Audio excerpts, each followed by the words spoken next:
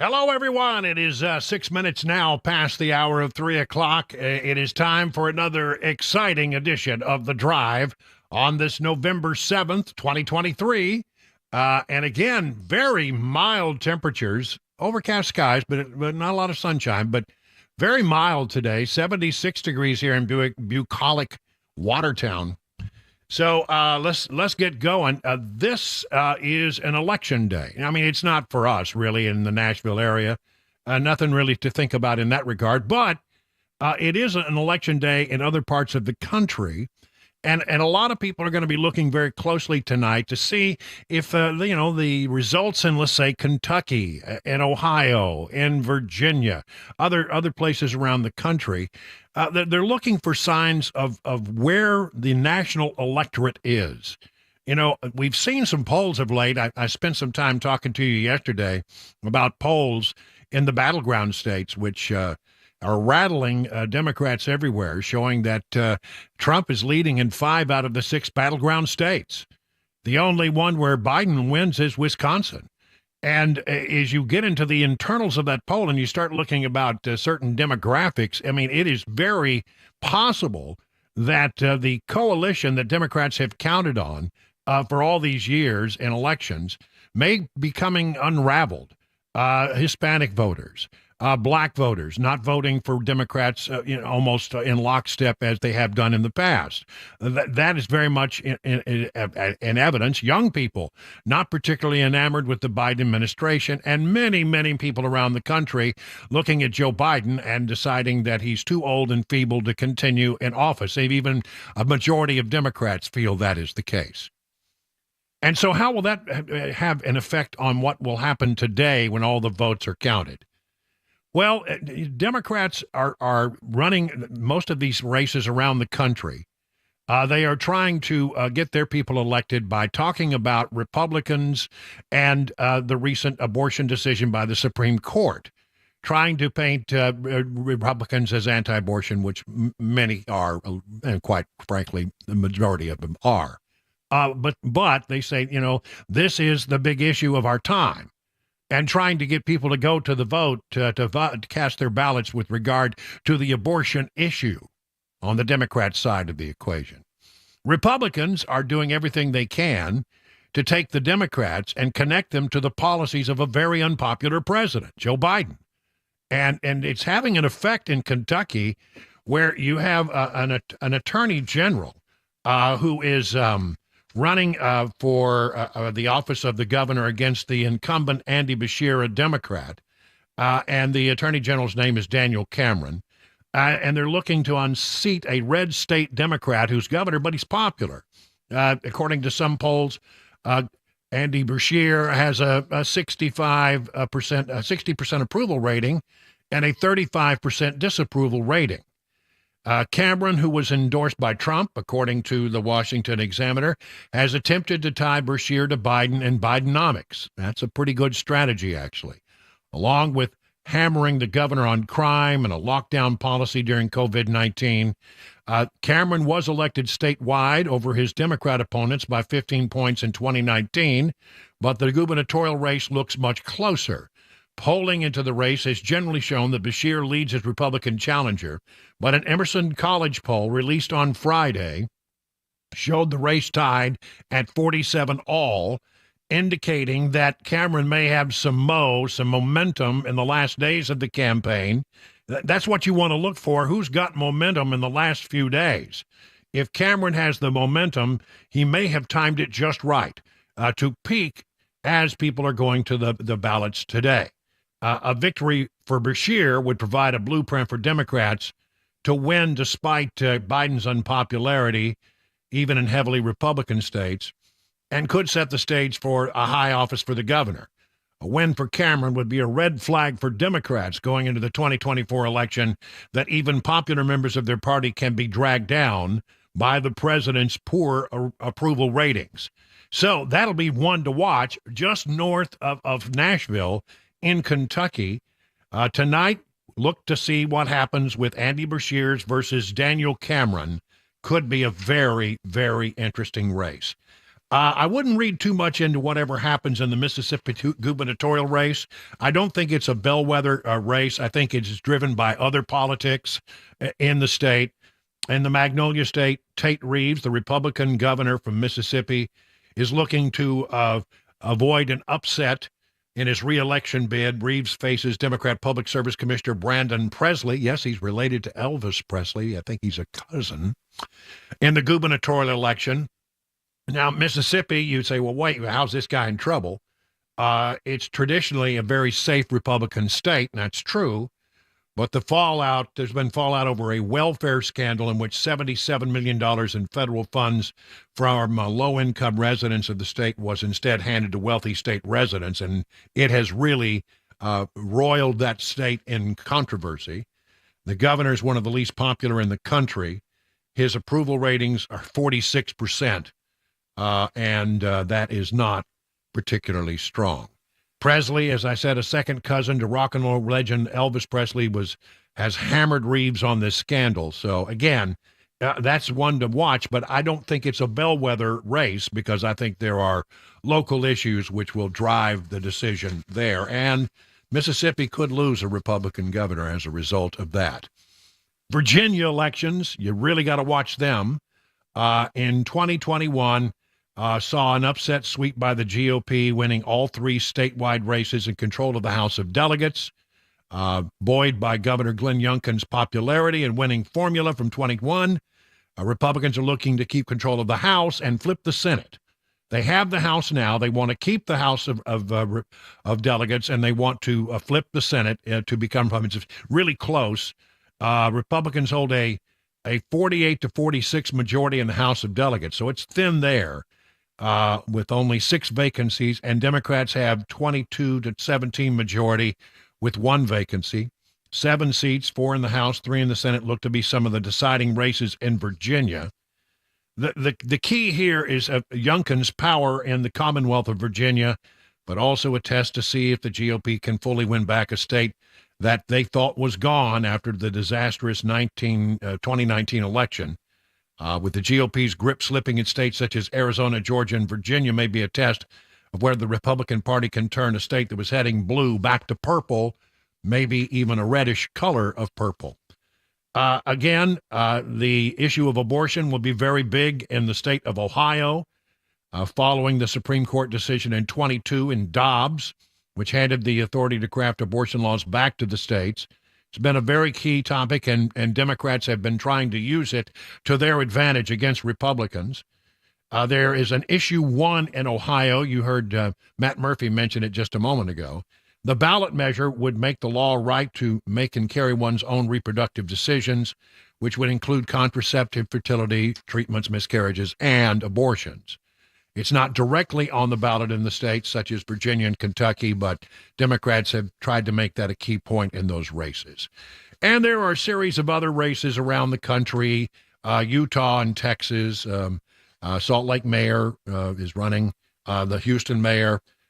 It seems to be a Democrat heavyweight battle between State Senator John Whitmer and Sheila Jackson Lee. Yes, Sheila Jackson Lee wants to be the mayor of Houston.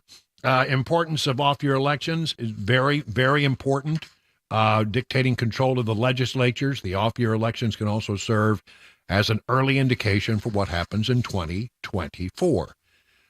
So many of you, when we get to talking about the poll numbers and I say, well, this looks good for Republicans, immediately I am hit with a barrage of things that people who say, well, it's all about whether or not we're smart, or the Democrats are going to cheat. Do we need to change the rules? And one of the things that has changed is Republicans are making a big push in this election cycle and the next one as well, to make sure that we vote early, like the Democrats do, and that has been driven home as a major point of the election in Virginia. So we have to do that. We have to push hard because the Democrats have found that if they get their people there early, things happen on election day. Things you can't expect. You had every intention of going to vote, but you got hung up here. or something happened, or the weather was bad and you couldn't get there. One way or the other, it seems that voting early is something that Republicans have always sort of shied away from.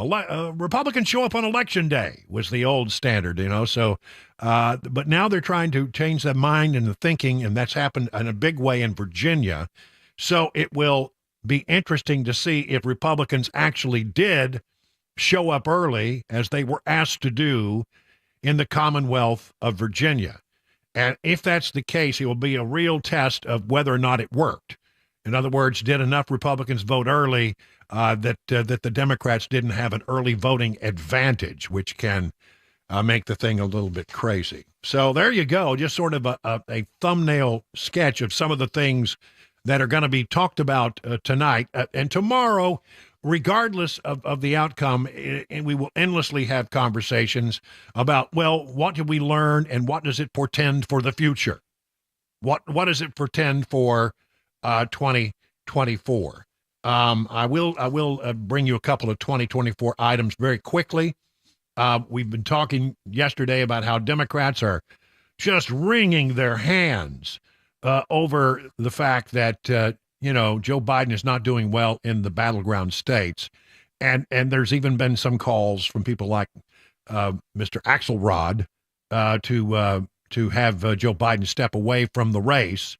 Debbie Dingell, who is husband of John Dingell, a longtime congressman from the state of Michigan. She served in his seat after his passing.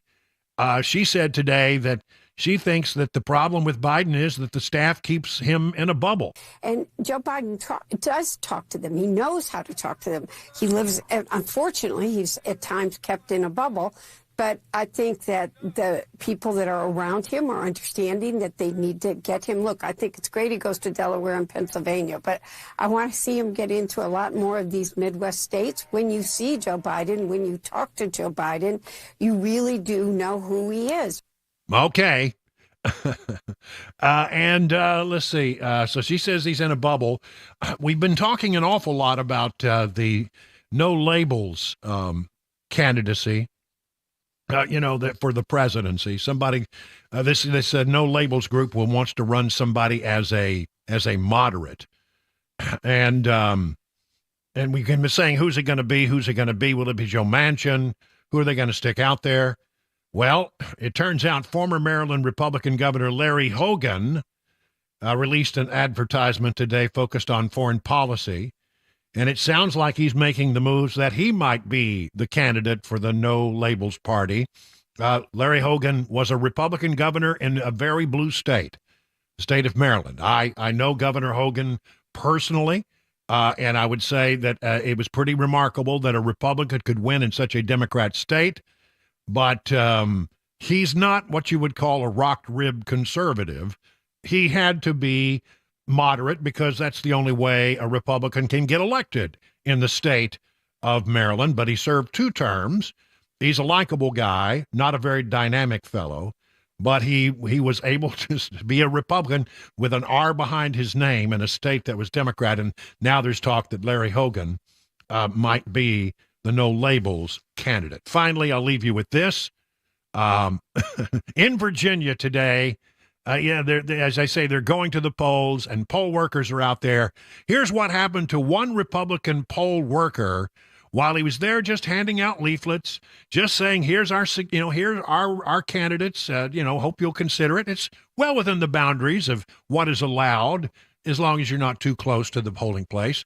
And one voter did not like the fact that a Republican was there. When you people tried to overthrow the election, you might as well have been walking up to my home on the way to the polling station, putting your gun in the head, trying to tell me not to vote. You expect me not to take that personally? You try to overthrow elections with violence, and then you're out here among decent people. Thanks for what coming out. What do you have to say that, huh? What's on your what are your policy prescriptions? Have a nice day. You've already rapist rights involving your people's families and their bedrooms. It's pretty wild. You animal. He walks away, but then comes back. You try to steal my vote next year. I'm gonna remember you personally. Thank you. In fact, I'm taking a picture of you. Yeah, he takes his picture. Let's make sure he gets his picture. Is that all right? Yeah, you Permission? can. Yeah. It's a one-party Bird. state. Bird? Yeah, one-party state. You want a one-party country is what you want. Hey, sir, how are you? Headed in to vote? Yeah. Could I get a Republican sample ballot? Sure, thank you. And he doesn't give up. Try not to be buddy-buddy with these people because they put on the face of a good neighbor. But they support lynch mobs or the KKK. Or they're Bible-beating bigots. I mean, this guy just doesn't give up. Listen, and what I'm going to tell you about all that is this guy was trying to start a fight, and that's going to happen. That's the strategy that some Democrats will employ to try to make Republicans look bad, to start some kind of fist fight. The guy didn't take the bait, and that was, of course, the smart thing to do. 22 past the hour now of 3 o'clock.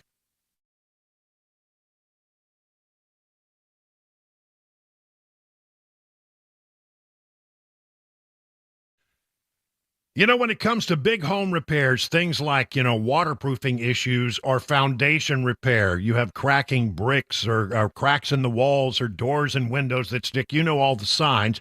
It's a sign that you may have a foundation issue and you need help. You need somebody that's going to give it to you straight, that's not going to try to play games, not trying to upsell you on stuff you don't need. And for my money, that's United Structural Systems. They have over 25,000 satisfied residential customers. Listen to what a few of them have said. USS is my go-to vendor for everything related to foundation concerns and repairs. USS has never steered me or my clients wrong. I trust them completely. Chris said, I appreciate the integrity, the speed of feedback, the quality of the work provided by all who have worked for us. Jerry said, this is the best crew I've ever had do work on my house. Jeffrey said, the service was A+++.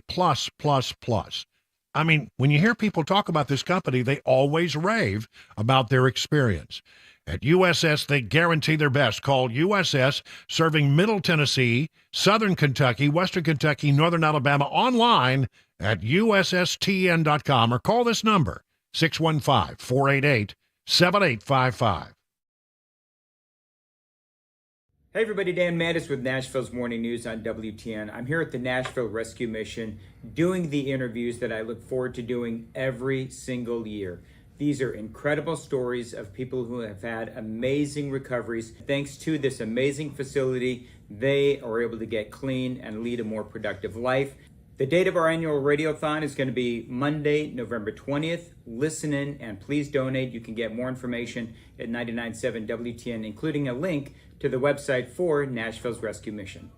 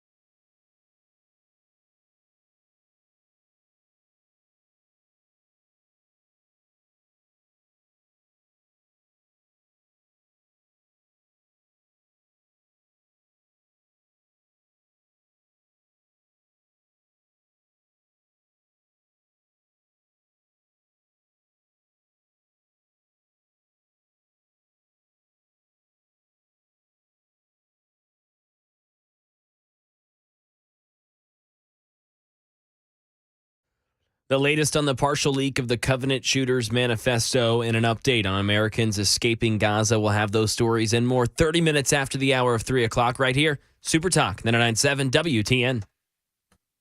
27 past the hour of 3 o'clock on Super Talk 99.7. Brian Wilson in the chair and on the air here, bringing you news and information you can use so that you can, well, wherever you're going, you're going to arrive having, knowledge imparted to you. That's the goal. We want to impart knowledge. Supreme Court heard hearings today about a Second Amendment case that is getting a great deal of attention. If you care deeply about your Second Amendment rights, this is one to watch. Let me read from thehill.com. They were in attendance today at this hearing. A majority of Supreme Court justices lean toward upholding a federal law that criminalizes gun possession for people under domestic violence restraining orders. These oral arguments were held today. The case follows several landmark Supreme Court decisions that have expanded gun rights over the past 15 years, with the dispute marking the justices' first Second Amendment case since they established a new legal test for the Second Amendment in the so-called Bruen case. A Texas man challenged his conviction under the domestic violence gun law, and it has forced justices to consider the limits of their recent expansion and perhaps clarify the test for lower courts that have voiced confusion. It circles around a guy in Texas. Doesn't seem like a very, very nice fellow. Zackey Rahimi was placed under a restraining order after he dragged his girlfriend, with whom he has a child, into a parking lot and attempted to shoot a witness. Rahimi later participated in a series of 5 shootings, court filings show, and was indicted on the gun charge after police searched Rahimi's home and found a rifle and a pistol. Several justices during today's argument directed fierce questions at Rahimi's public defender, J. Matthew Wright, appearing hesitant to rule Congress had no authority to prohibit him from possessing a gun. Though justices in both ideological camps expressed concerns with Biden administration's basic argument that the statute is constitutional because Congress can disarm people who are not law-abiding responsible citizens, there's a phrase that we'll hear a lot about. Several justices instead suggesting a dangerousness standard to resolve the case. It's a facial challenge, and I understand your answer to say that there will be a circumstances where someone could be shown to be sufficiently dangerous that a firearm can be taken from him. And why isn't that the end of the case? Chief Justice John Roberts asked of Wright. Samuel Alito, one of the court's leading conservatives, however, probed some legal groups' arguments that domestic violence protection orders sometimes granted quickly and a he said, she said situation, which is true. The person thinks that he or she is in danger and wants to have a firearm. Is the person's only recourse to possess the firearm and take their chances if they get prosecuted?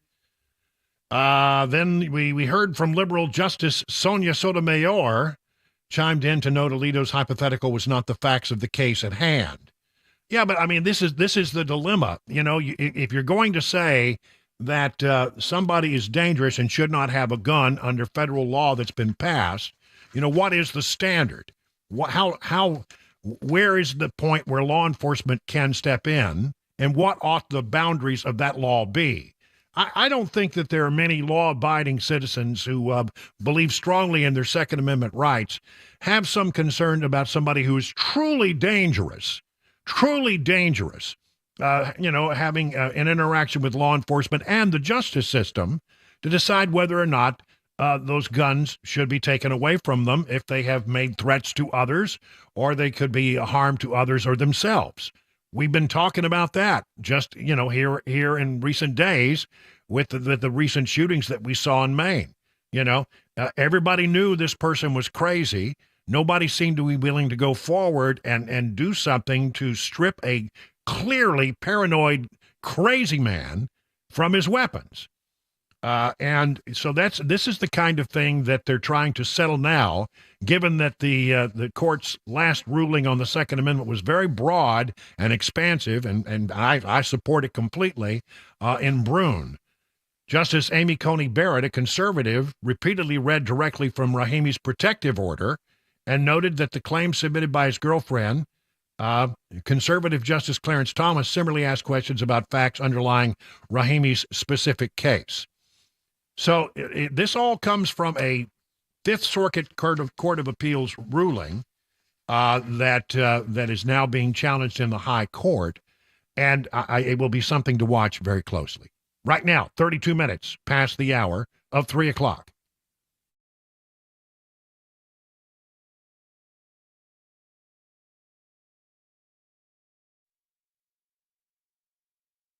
.32, I'm Mac Maury with your top stories. Right now, 77 degrees, partly cloudy, partly sunny right now on Music Row. And going to stay around this temperature all week, maybe some showers later on in the week, make it a little cooler. Traffic and a weather forecast coming up in about 5 minutes. Right now in Nashville, Metro's police chief says the department is extremely serious about identifying the person who leaked part of what is purported to be the Covenant school shooter's manifesto.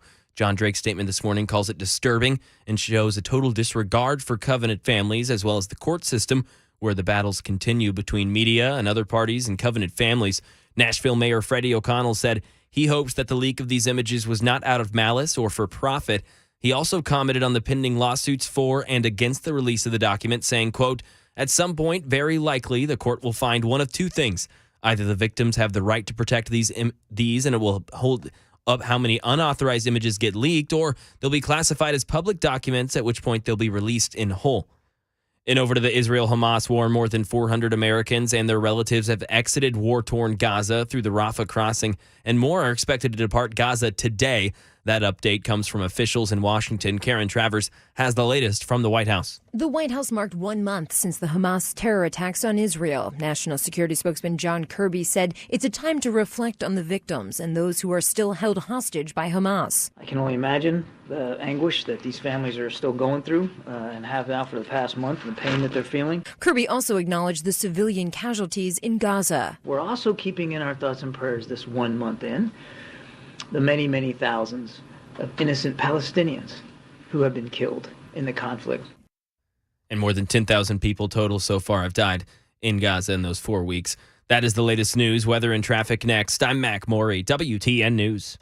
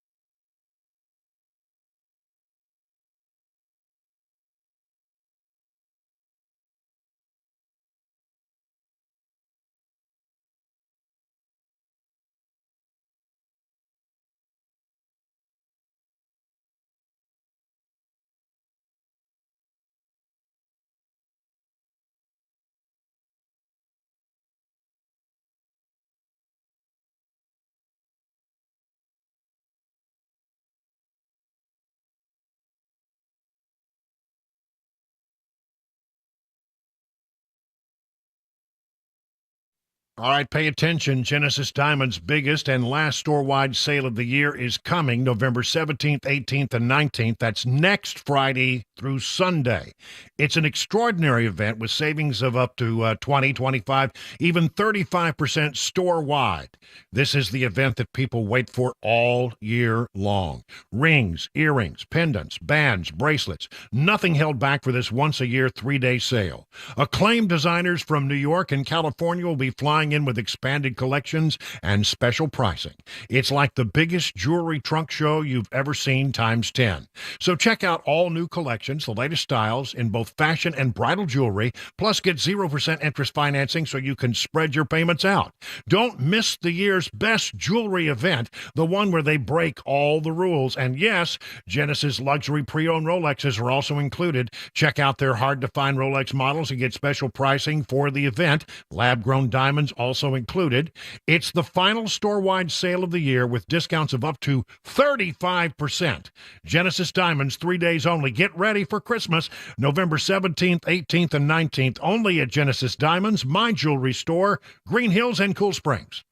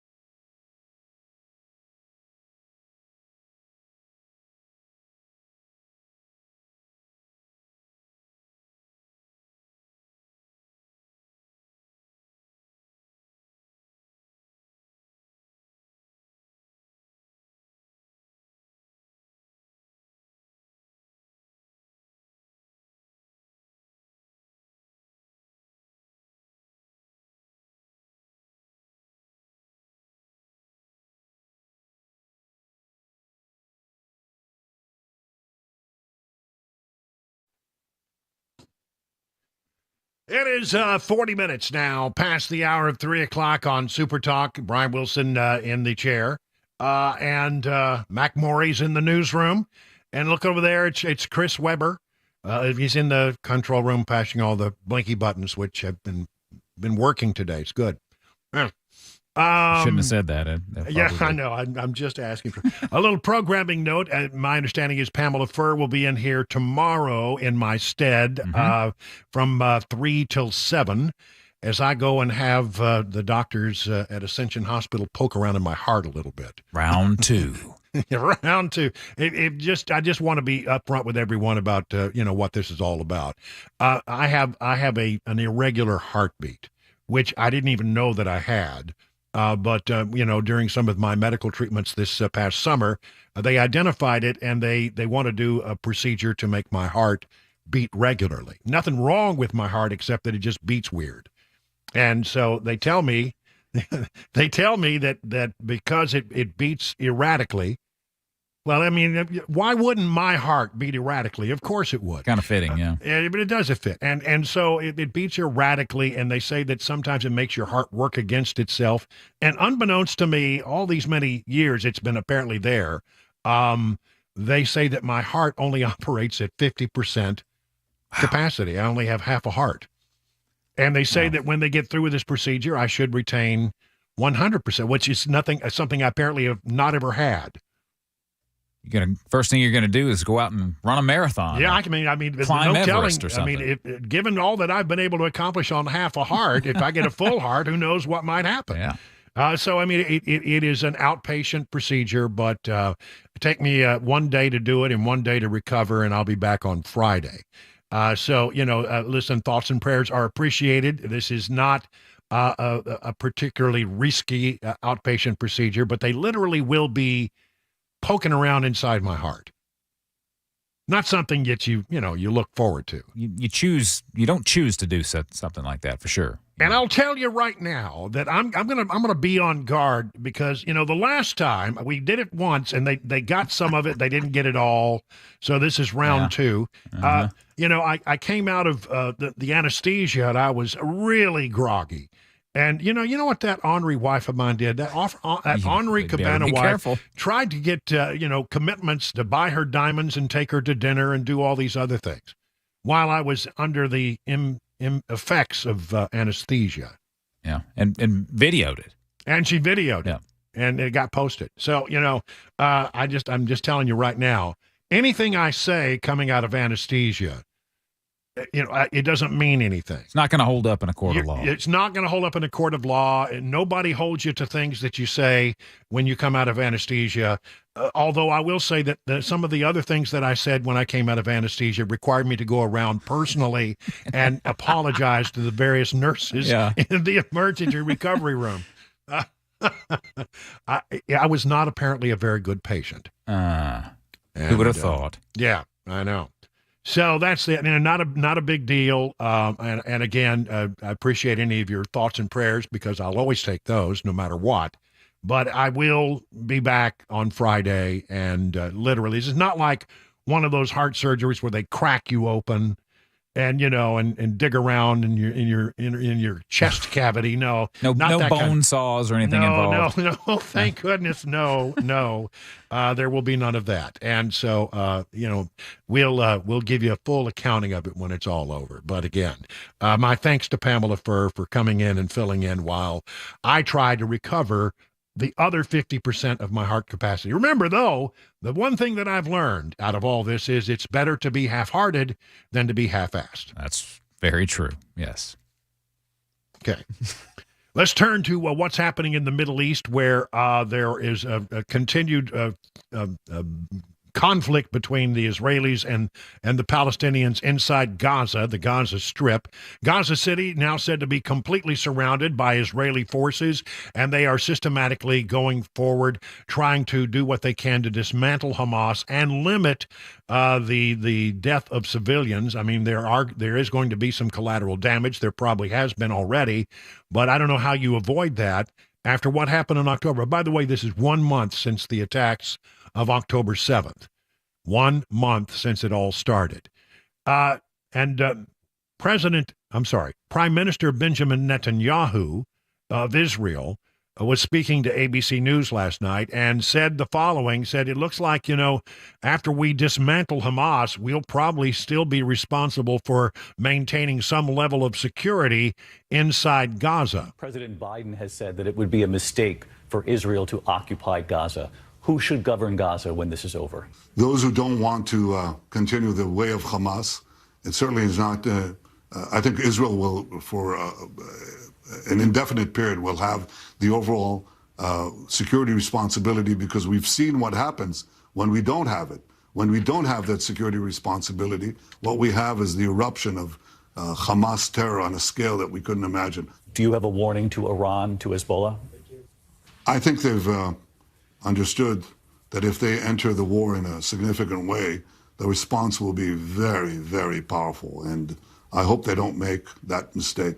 Hezbollah is located north of Israel, and there's a real concern that if Hezbollah enters the war would widen. The United States has all kinds of military in the region, And although they are not directly involved in the activities of Gaza, they have said that they would enter the fray if it became evident that somebody outside of Israel was trying to widen or to invade or attack Israel from, this is like Jordan. We're talking Lebanon, those areas. Those are now what we're watching very closely for any signs. We've also got a problem with the fact that these Iranian proxies in the region, not necessarily they're in places like Syria and Iraq, are still launching attacks against U.S. forces that are splayed throughout the region. There have been some 40 attacks. John Kirby was asked about this and whether or not, even though the attacks have continued, we have done one strike against the Iranian proxies. Will there be others is sort of the question. On the proxy attacks on U.S. troops, we're now up to 40 since October 17th, with 46 service members being injured or reporting traumatic brain injuries. Does the president think that the action that was taken a couple weeks ago to push back on this was enough? The president felt like those were two legitimate targets directly tied to the Iranian Revolutionary Guard Corps that supports these militia groups, and they were ammo, weapons facilities, certainly legitimate targets that we believe not only had a practical effect on limiting some of their capability, but sent a strong signal of how seriously we're going to look after our troops and facilities. If and when we decide to respond again in the future, we'll do it at a time and in a manner of our choosing. We will absolutely take the action that we need to take. The president, as commander-in-chief, will order that action to protect our troops and facilities as he sees fit. In a time and a manner of our choosing, the last time he uttered those words from the podium at the White House, the next day there was a strike against Iranian proxies, trying to push them back and limit their ability to operate. That may be coming. It certainly is. And there's no signal that that's happening, but clearly the Biden administration has in the past taken action against these Iranian proxies in the region. One thing that I think we need to talk about with regard to this very quickly, because it involves the United States, Israeli Foreign Minister, this is from the Wall Street Journal, Israeli Foreign Minister Eli Cohen, in his first interview with a foreign media outlet since the start of the war on October 7th, said Israel has no desire to impose a civilian administration on Gaza once Hamas is toppled. Israel is looking at turning over responsibility for governing the territory to an international coalition, including the U.S., the European Union, and Muslim-majority countries, or to a political leaders in Gaza, he said. Do we want United States troops to be part of a peacekeeping effort in Gaza once it has been dismantled and destroyed by Israel? I don't know. I think he's talking, about a wish list that the Israelis have, that they will be there at least for some time after they dismantle Hamas. But in their thinking, they would like to turn over the security situation inside Gaza to an international peacekeeping force, which would include some Americans. It is now 50 minutes past the hour of 3 o'clock.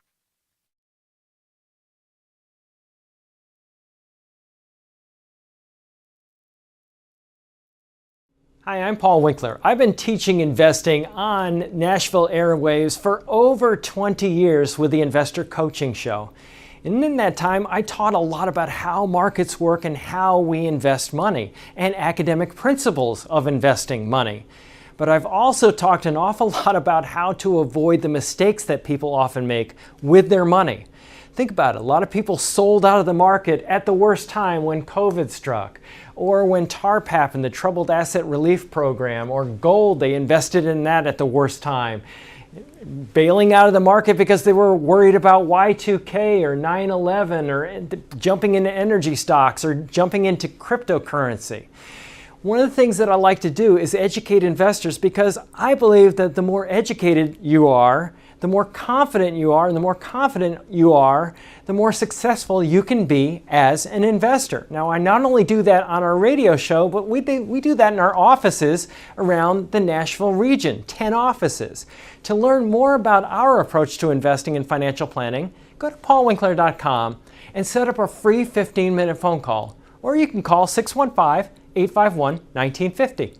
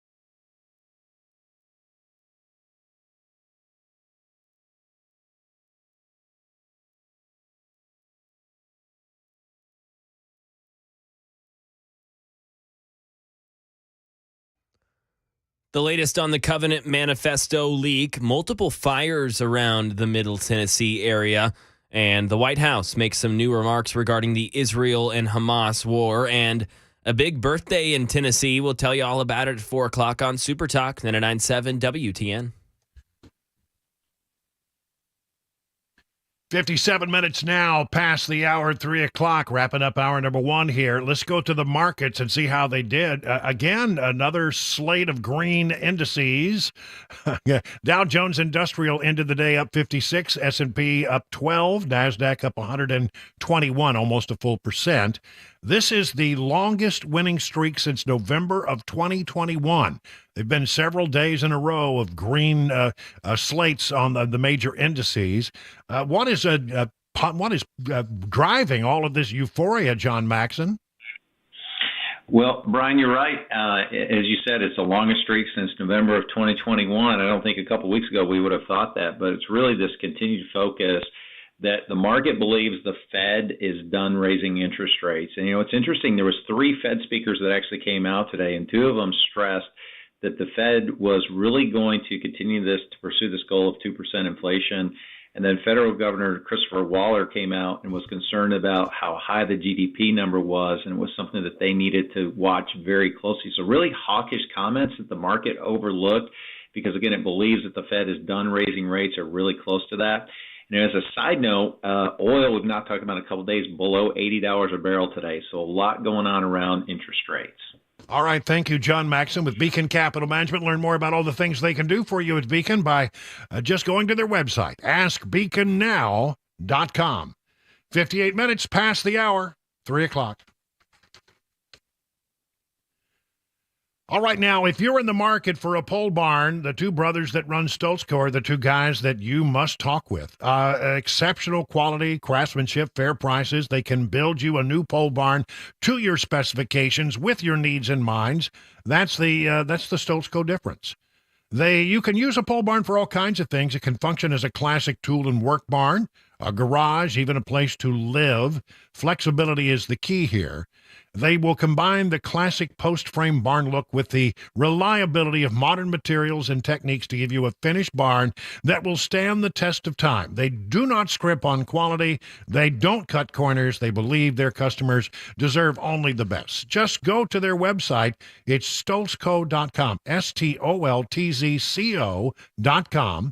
Take a look at some of the examples of things that they've done for other people, and I think you're going to get a whole bunch of ideas.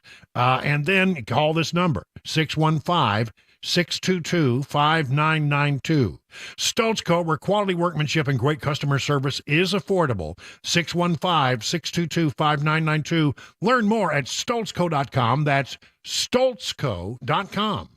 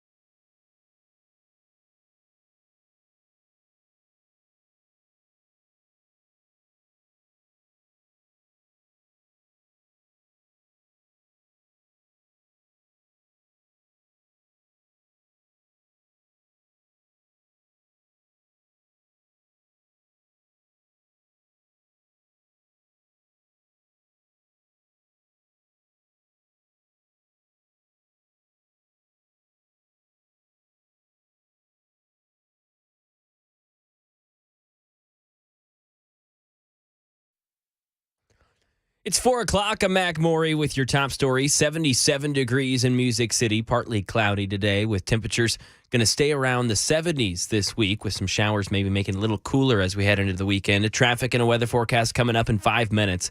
Right now in Tennessee, Nashville's Metro Police Chief John Drake released a statement this morning on leaked images of the Covenant Shooters Manifesto.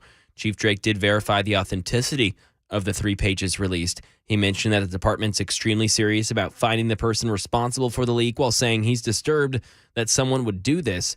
Nashville's Mayor Freddie O'Connell made a statement saying that he hopes whoever did leak these images and that it was not out of malice or for profit. Fire in Tennessee. Channel 4 reports that multiple buildings in Deckard, Tennessee caught fire this morning. It was on East Main Street where the flames spread. One building was completely ruined from the fire, while another was still somewhat salvageable. No one was hurt as there were no people inside of these buildings. Officials are now investigating the cause of the flames. And in Williamson County, multiple fire crews had to work together to contain a brush fire that spread more than 150 acres. All the first responders were able to contain the fire within 2 hours.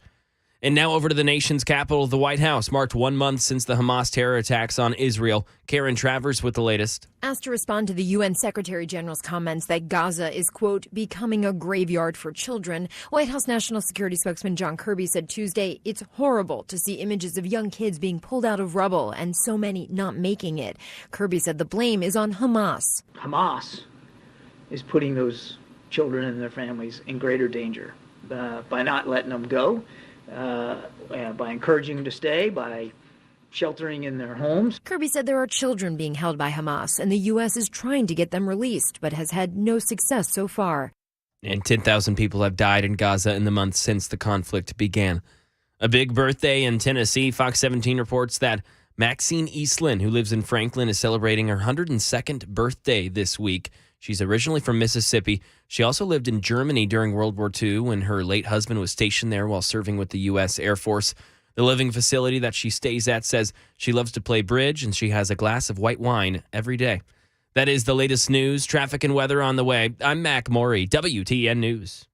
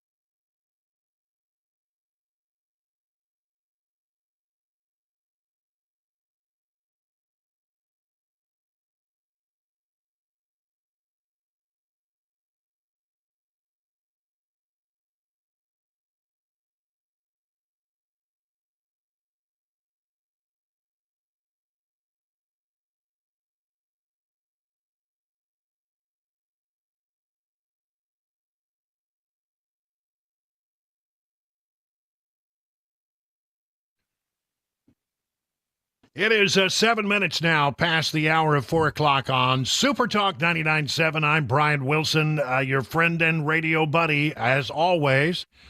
And we've got all kinds of news and information to share with you as you try to make it home safely. We're going to drive you home safely, and then, maybe along the way we'll drive the liberals just a little bit crazy. It's a twofold mission of our program each day. All right, so I want to go to the swamp if I could, because there's all kinds of things happening down there with regard to, the Biden investigation and also some other stuff. I mean, it's a mess down there. All kinds of stuff are bubbling up out of the swamp these days. First of all, let's talk about the Biden Incorporated investigation being conducted by the House Oversight Committee. Most recently, we've been talking a lot about the $240,000 of checks that went from the family of James Biden to Joe Biden's personal checking account. And the money comes from sort of nefarious sources that the House Oversight Committee has been able to trace. And when they wrote the checks, the $240,000 worth of checks, from James, and I think Sarah Biden is the name of James's wife, into Joe Biden's account. On each of the checks, one for $200,000, one for $40,000, they wrote loan repayment. And so the question is, if there was a loan and it was being repaid, well, it's a whole series of questions about where the money came from, where the taxes all on the up and up, et cetera, et cetera. But where is the evidence of the loan? The House Oversight Committee says, well, we've got the bank records of Hunter Biden and also James Biden. We don't have the bank records of Joe Biden, so it's hard for us to track down any money that it might have gone from Joe Biden to James that was later repaid by these checks. So they asked the White House to help them out on it. Do you have any evidence that would support the fact that Joe Biden did make a loan in the amount of $240,000 to James Biden, his brother? So here from the Washington Examiner, White House officials will not provide evidence to support President Joe Biden's claim that a pair of large payments he received from his brother represented paybacks for loans, according to a letter from the White House to the House Oversight Committee. The request for documents to explain $240,000 in checks from James Biden to his brother concerns a financial transaction between two family members at a time when both individuals were private citizens. White House Special Counsel Richard Sauber wrote in the letter obtained by the Washington Examiner. Sauber refused to answer questions from House Oversight Committee Chairman James Comer about whether Joe Biden had any documents to back up his explanation for the two checks he received, one totaling $40,000, one for $200,000 from his brother in 2017 and 2018, respectively. And as I mentioned, the checks have been labeled as loan repayments. In his letter on Friday, Sauber cited a claim from Representative Jamie Raskin that suggested the Oversight Committee already has records to prove the payments were loan repayments. However, a person familiar with the committee's work said lawmakers have no such records. Contrary to the White House and Ranking Member Raskin's claim, nothing within the Oversight Committee's possession clearly shows that Joe Biden did indeed loan his brother large sums of money. The person told the Washington Examiner the White House and Democrats have peddled a false narrative instead of providing the actual loan documents. By the way, the special counsel in the Hunter Biden affair has testified behind closed doors to the House Oversight Committee. Special counsel David Weiss told the House Judiciary Committee Tuesday he was not blocked or prevented from pursuing charges against Hunter Biden in his years-long probe, while maintaining that political considerations played no part in his decision-making. Weiss appeared for a voluntary and, quite frankly, unprecedented transcribed interview before the House Judiciary Committee in an effort to address misunderstandings about the scope of his authority to decide where and when and whether to bring charges. In a statement after his hours-long testimony, Weiss said to the best of his knowledge, he is the first special counsel to testify before the submission of a special counsel's report. He said, I have done so out of respect for the committee's oversight responsibilities and to respond to questions raised about the scope of my authority. He went on to say he's in the midst of conducting an ongoing investigation, limited to what he can say about that. But he said at the conclusion of his work, he will prepare a report and will be able to share information at that time. This is the guy who apparently came up with, what looked like the sweetheart deal of all sweetheart deals, to give Hunter Biden a slap on the wrist for tax evasion and a whole host and gun violation of gun laws. And as a result of that, when the judge said this deal, I'm not going to accept it, are there other charges that could be brought? Then the whole thing came unraveled. And then at that time, Special Counsel Weiss asked to be a special counsel. And he was granted that by the Department of Justice, and the investigation is ongoing. Where it leads, nobody knows. Hunter Biden has been, brought in for his arraignment on the gun charges, but other charges are completely under investigation at this time. Elsewhere in the swamp, there is a battle brewing between the Senate and the House. The Senate controlled by Democrats, Chuck Schumer, the majority leader of the Senate, versus the new Speaker of the House, Mike Johnson, who I'm telling you, I'm really liking this guy a lot. And it all has to do with, among other things, it has to do with this GOP border proposal. Basically, the Speaker of the House has said, we will consider putting up a measure about Ukraine funding, which, according to a recent poll, had the support of about 58% of Americans. But, you've got to do some things for us with regard to the border. And so that's the horse trading that's going on right now. Schumer says he doesn't like the idea. It's a total non-starter that will only impair the chances of passing money for the war in Ukraine. He slammed the proposal for being largely drawn from the House-passed Secure the Border Act of 2023, which didn't pick up a single Democrat voter in the lower chamber. It doesn't matter. They're not in charge of that chamber. Republicans are in charge of that chamber. If Republicans inject partisanship into other bipartisan priorities, that's only going to make it harder to avoid a shutdown. And he went on to say, this is Schumer speaking, a group of Senate Republicans released a proposal on border security that they want in exchange for Ukraine funding, and they know full well that what they came up with is a total non-starter.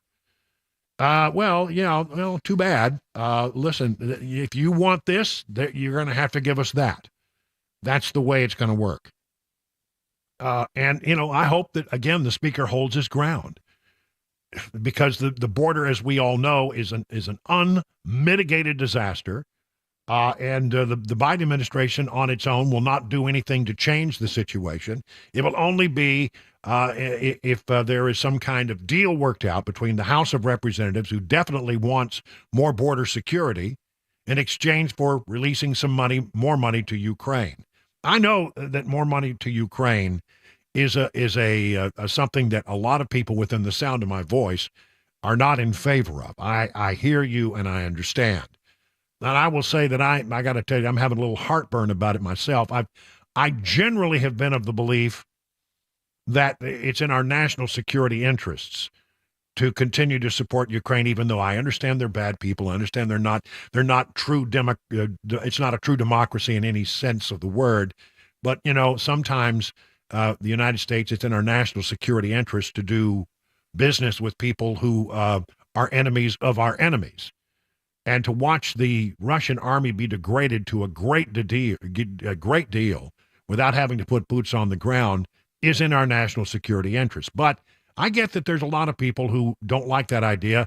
My heartburn comes over the fact that I don't like the idea of sending money that we're not accounting for, that we're not closely scrutinizing how it is spent. We're just throwing an awful lot of weaponry and money in that direction to support the war in Ukraine. But Ukraine is a pretty corrupt country, and we need an accounting better than what we have had thus far if we're going to continue to do that. That's my personal belief. And again, I respect the fact that other people have a different view on this. It's a very close question for me, I'll have to say. But one way or the other, it looks like there will be support in Congress. A majority of the House and a majority of the Senate is still in favor. So if you're one of those who who doesn't like that, then your best line of action would be to talk to your particular congressperson or your particular senator. But right now, it looks like more Ukraine money would be coming eventually. It's just a matter of whether or not there can be some horse trading along the way. And here's one of those stories that'll make you mad. Two of them, actually. Biden spends $4.1 billion in taxpayers' money on global LGBTQ initiatives. $4.1 billion in taxpayer money on LGBTQ initiatives nationally and around the world in the last three fiscal years. Between October 1st of 2020 to September 30th of this year, the U.S. government has issued more than 1,100 grants to fund LGBTQ promoting projects in other countries. What are we doing with this? Why is this necessary? Plans to create a safe space for LGBTQ youth and adults to seek support and resources. For example, won a $1.8 million grant in 2022 for the LGBTQ Life Center in Norfolk, Virginia. The proposal for encouraging diversity, equity, and inclusion, there it is, in Serbia's workplaces and businesses communities by promoting economic empowerment and opportunity for LGBTQ plus people in Serbia, saw the Serbian activist group win a grant of $500,000. I don't like that. I don't want anybody to be unsafe. Let's put it that way. And I don't care if you're gay or not. I really don't. But I don't think it's in the best national security interest of this country to be spending $500,000 to make sure that LGBTQ people in Serbia are respected. That's not in our wheelhouse. We shouldn't be involved in something like this.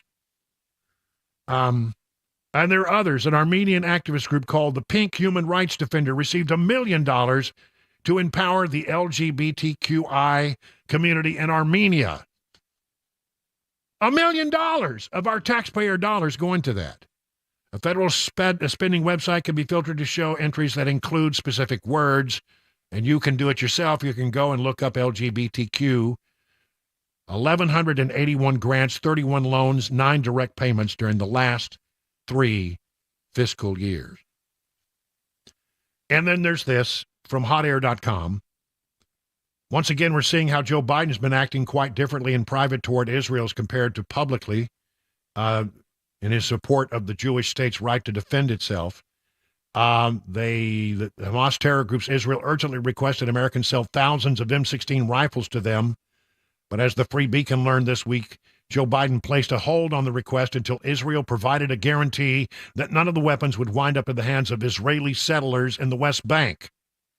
This sort of remote gun control over the people of Israel will be outrageous in the best of times, but is particularly offensive during the current conditions, writes hotair.com. 20 minutes now past the hour of 4 o'clock.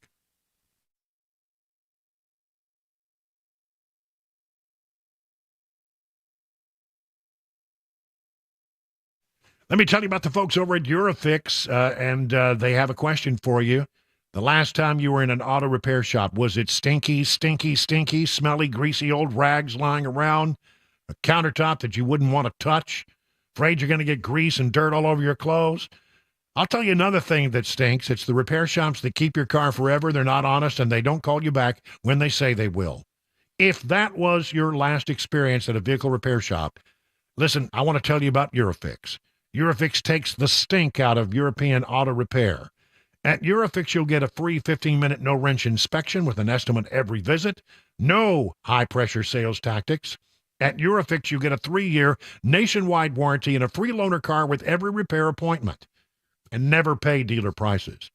Eurofix is at locations in Franklin, 100 Oaks, Murfreesboro, Belmead, and now their new facility in Mount Juliet. Call 844-EUROFIX, 844-EUROFIX, or visit myEurofix.com and tell them your friend and radio buddy, Brian Wilson, sent you. Hey everybody, Dan Mattis with Nashville's Morning News on WTN. I'm here at the Nashville Rescue Mission doing the interviews that I look forward to doing every single year. These are incredible stories of people who have had amazing recoveries. Thanks to this amazing facility, they are able to get clean and lead a more productive life. The date of our annual Radiothon is going to be Monday, November 20th. Listen in and please donate. You can get more information at 99.7 WTN, including a link to the website for Nashville's Rescue Mission.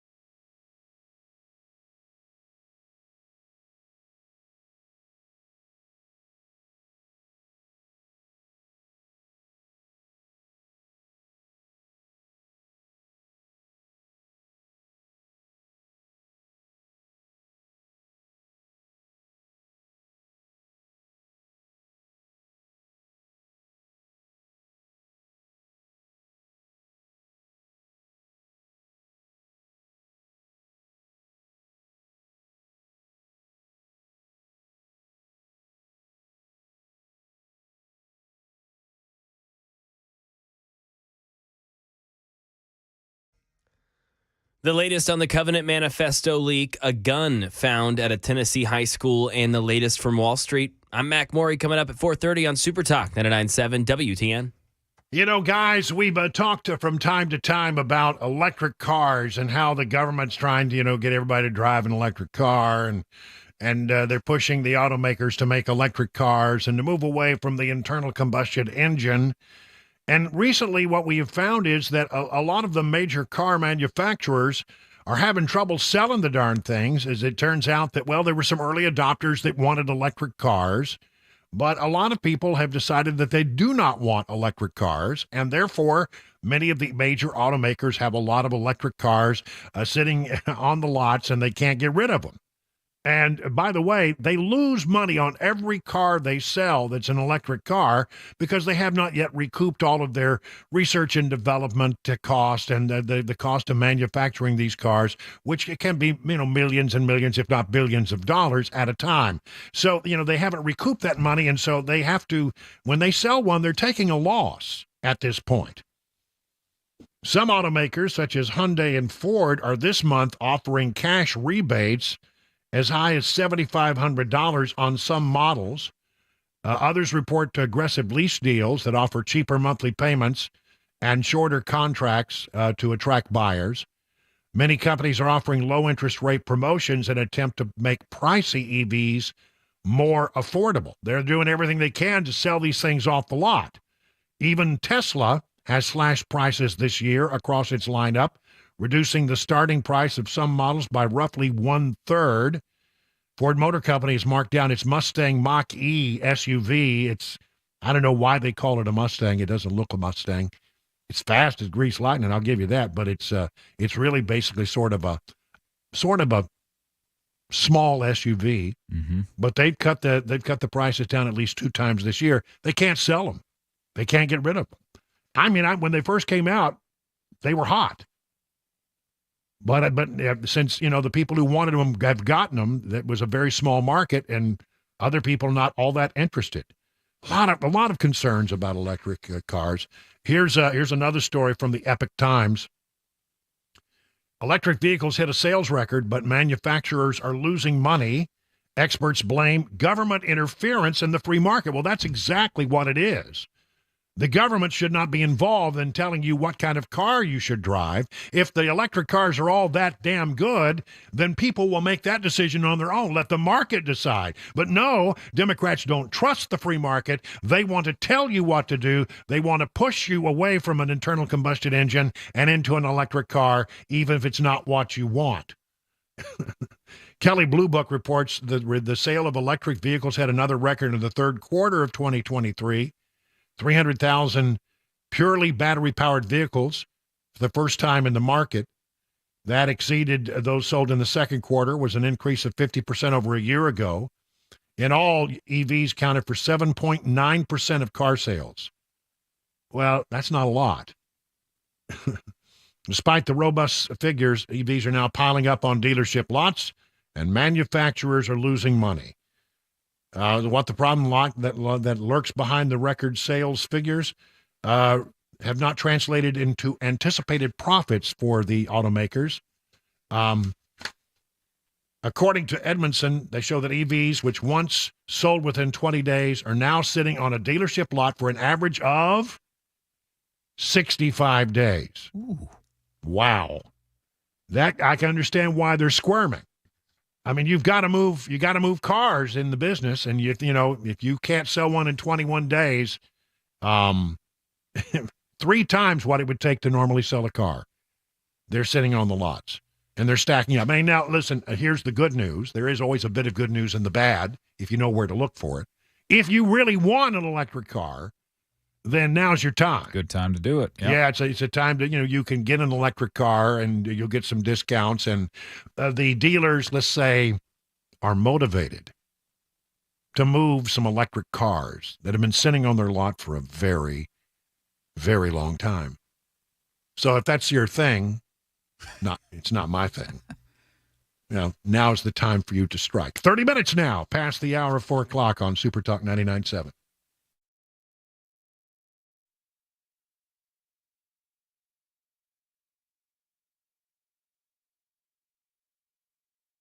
Thirty minutes after the hour of 4 o'clock, I'm Mac Maury with your top stories. 75 degrees on Music Row, a full weather forecast, the latest traffic report on the way in 5 minutes. Right now in Nashville Metro Police Chief John Drake called the leak of what he confirmed were real pictures of the Covenant Shooters Manifesto disturbing. Nashville Mayor Freddie O'Connell said that they're going to find out who did this and that he hopes that whoever did do it didn't do it out of malice or for a profit. Steven Crowder, the conservative talk show host who originally leaked these 3 images, debunked claims today on X, formerly known as Twitter, saying that he did not pay for these images. And right now in Tennessee, Channel 4 says that a teenager at Lebanon High School was arrested after officials found a stolen handgun in his car. The SROs searched the 16-year-old student's car and found the 9mm under the front seat. A knife was also found. He was transported to youth services, and there were no threats that came from the student prior to this. And in Nashville today, a Maplewood High School student was also arrested after officials found a gun inside of his backpack. This firearm was not reported stolen. The student said that he got it from his dad's closet. Officials were notified by another student who said this 9th grader gestured at the gun in his backpack after accidentally bumping into each other.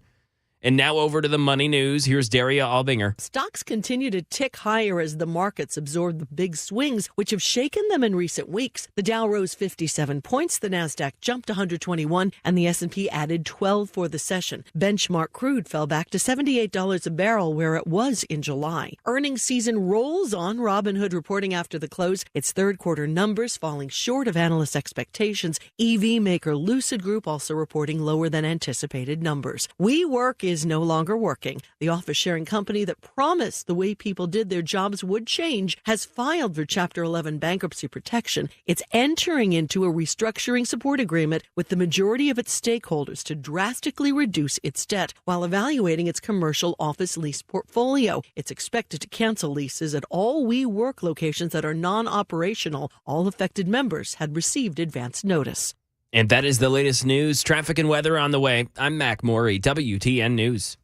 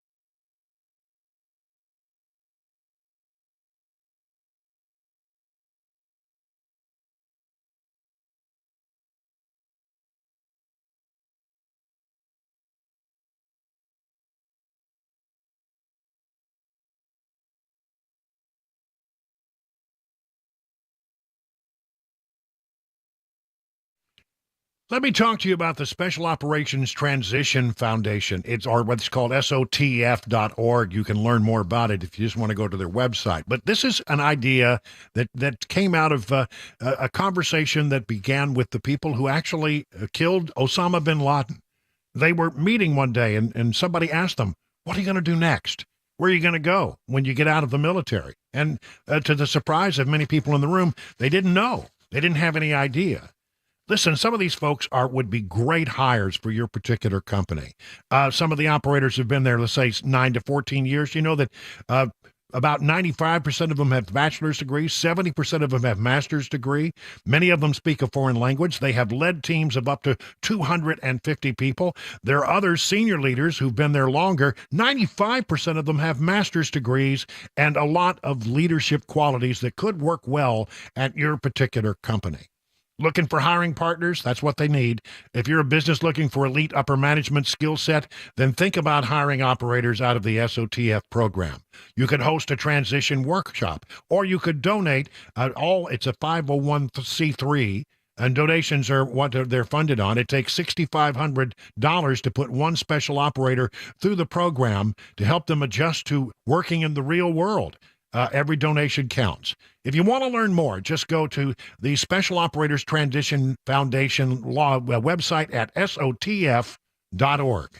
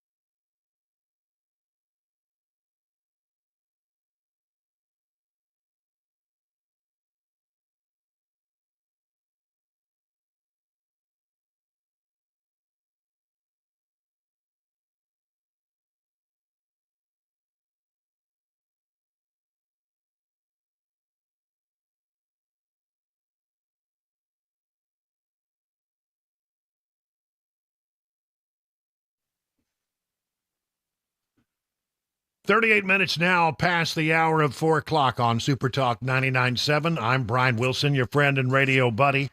Want to do some follow-up on the events of yesterday with regard to these documents that got leaked from the Covenant shooter, the writings of the Covenant shooter.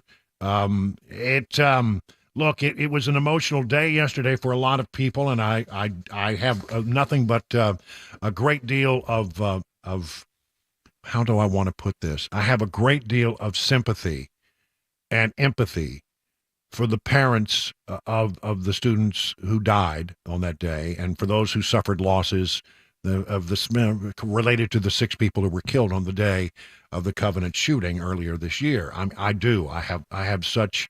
I understand to some degree, why you hold these emotions and why it is so passionate for you. And I don't want to discount that.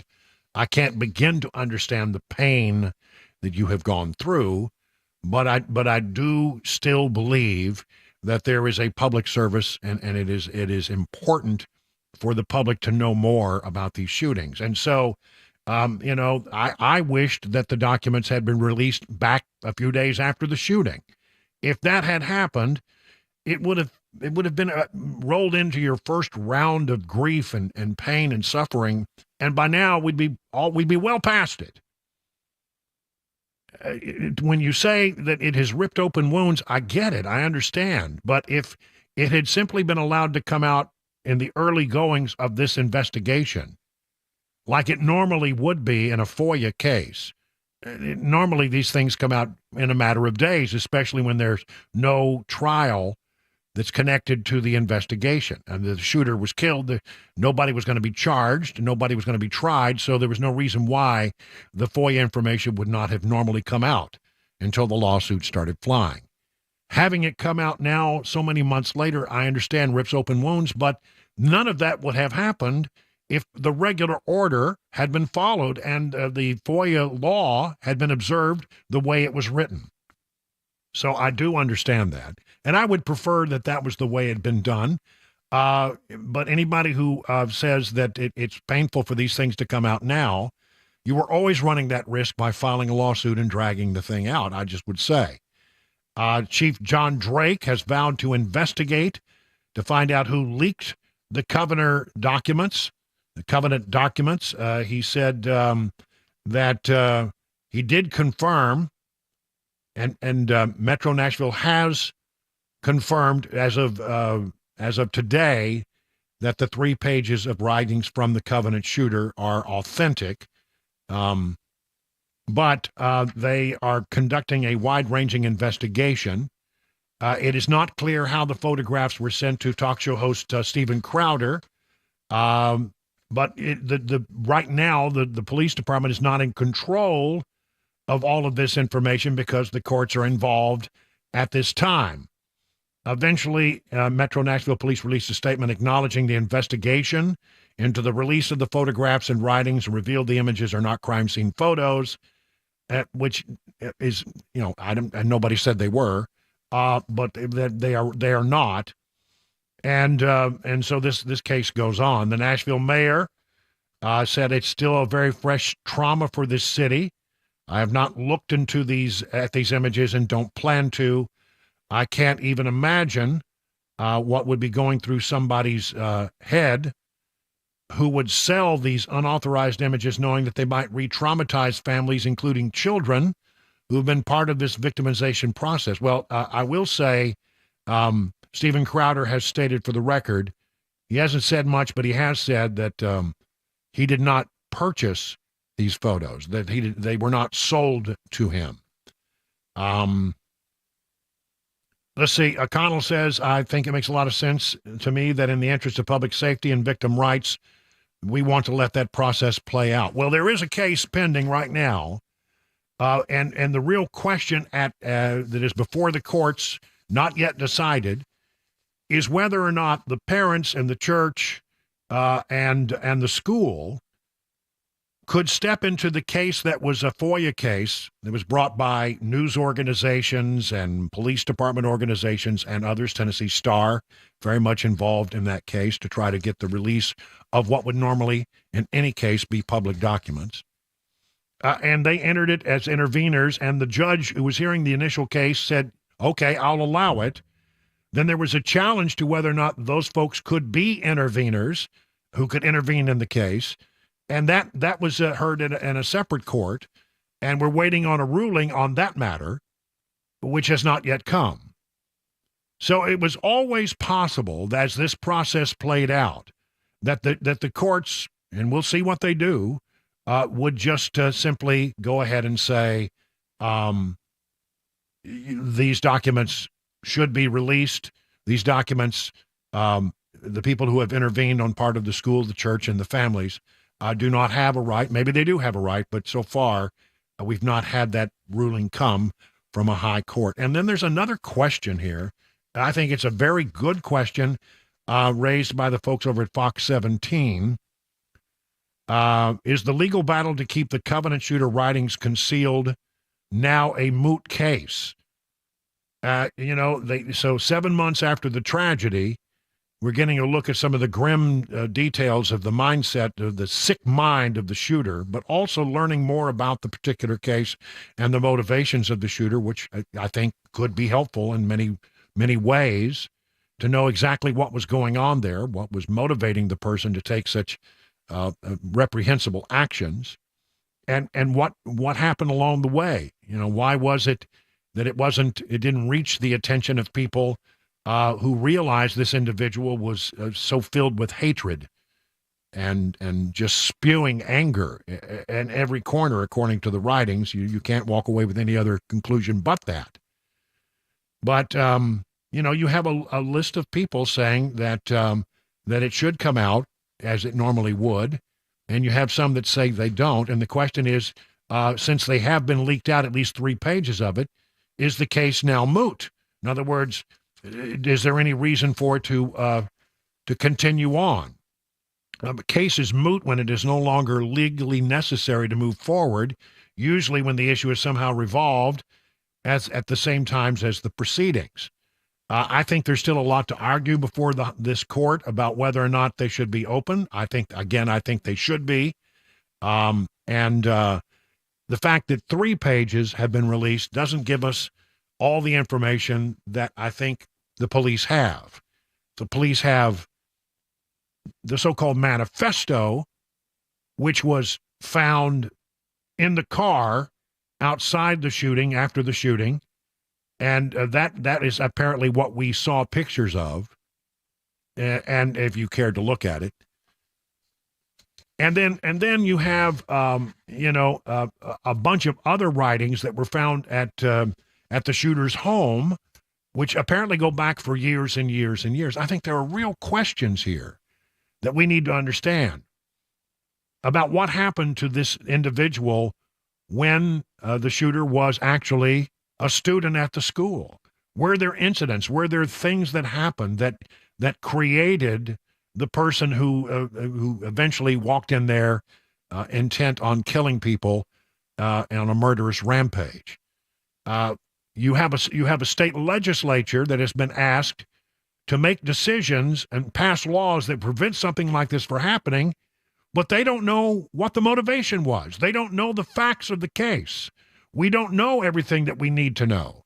And while I agree there are certain things that probably should never come out, such as planning sessions, other targets, that, I don't think that there's any reason in the world why that information needs to be made known. When you're trying to figure out what happened and what went wrong in an effort to try to make things better and make sure it doesn't happen again, you need the information.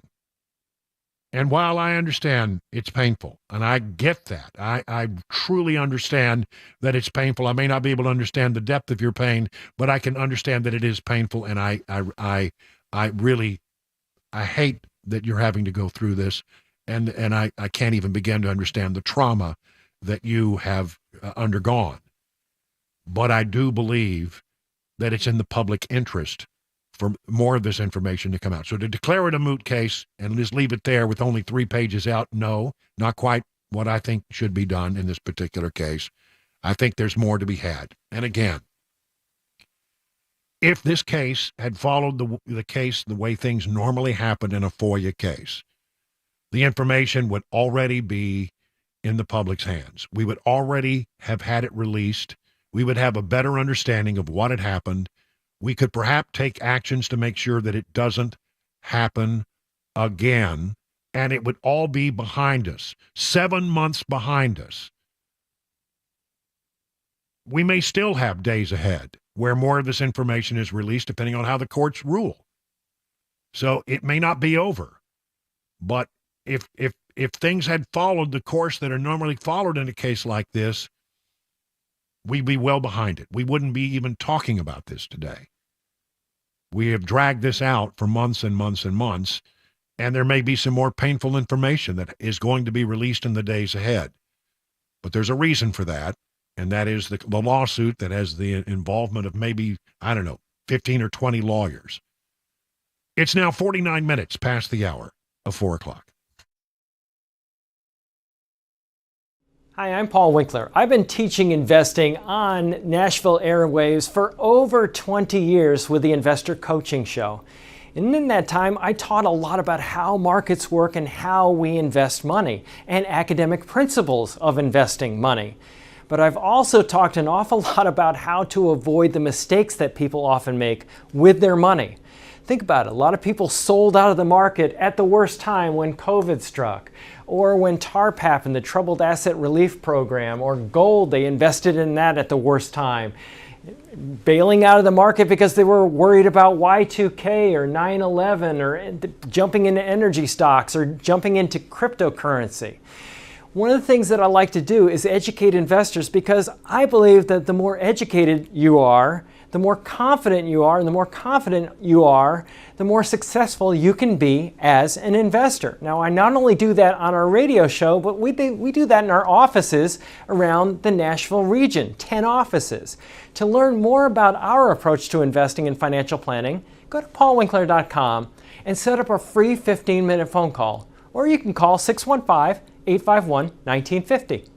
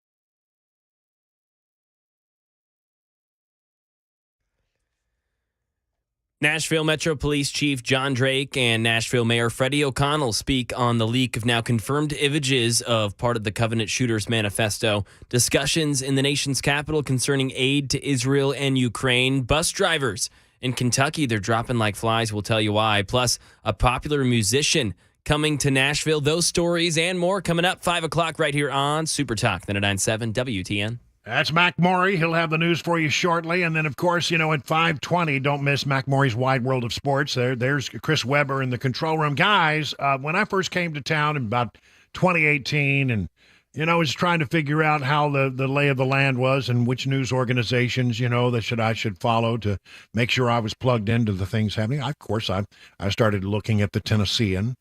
And back in the day when I first got here, they actually had real reporters who went out and covered stories and good reporters. And apparently, I don't know what's happened, but the parent company Gannett has apparently come on hard times, and they've really slashed the newsrooms at a lot of their newspapers, including the Tennessean.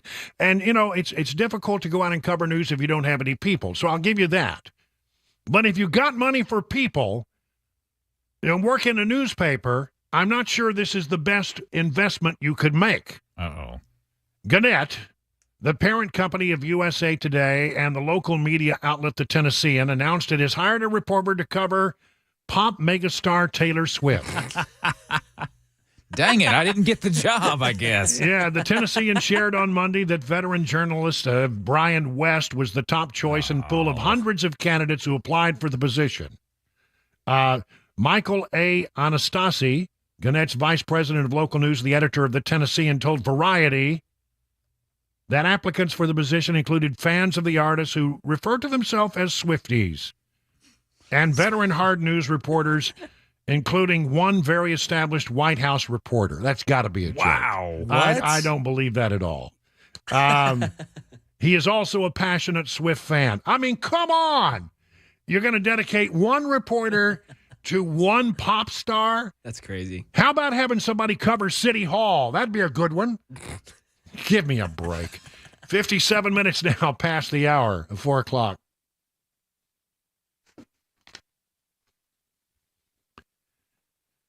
We have big news from DT McCall's. You've been thinking of buying a gun safe but putting it off. Now is the time. You see, gun safes are sales tax free. That's right, sales tax free.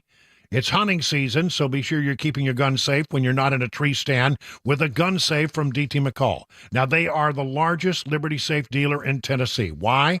Free delivery and setup. Now, here's what you need to know. Some charge $500 for delivery and setup of the big models and $300 for the smaller models. DT McCall & Sons delivers every safe free, every time, period. No setup charge either. Security is so very important these days, and gun safes can be used for valuables, cash, jewelry, important documents, wills, deeds, card titles, mama's valuable jewelry, put that in there, whatever you want to keep safe from theft or fire. So save some big bucks now on your gun safe when you shop at your local DT McCall's. And by the way, Dad would love a gun safe for Christmas. Just saying. Go to dtmccalls.com for locations and information.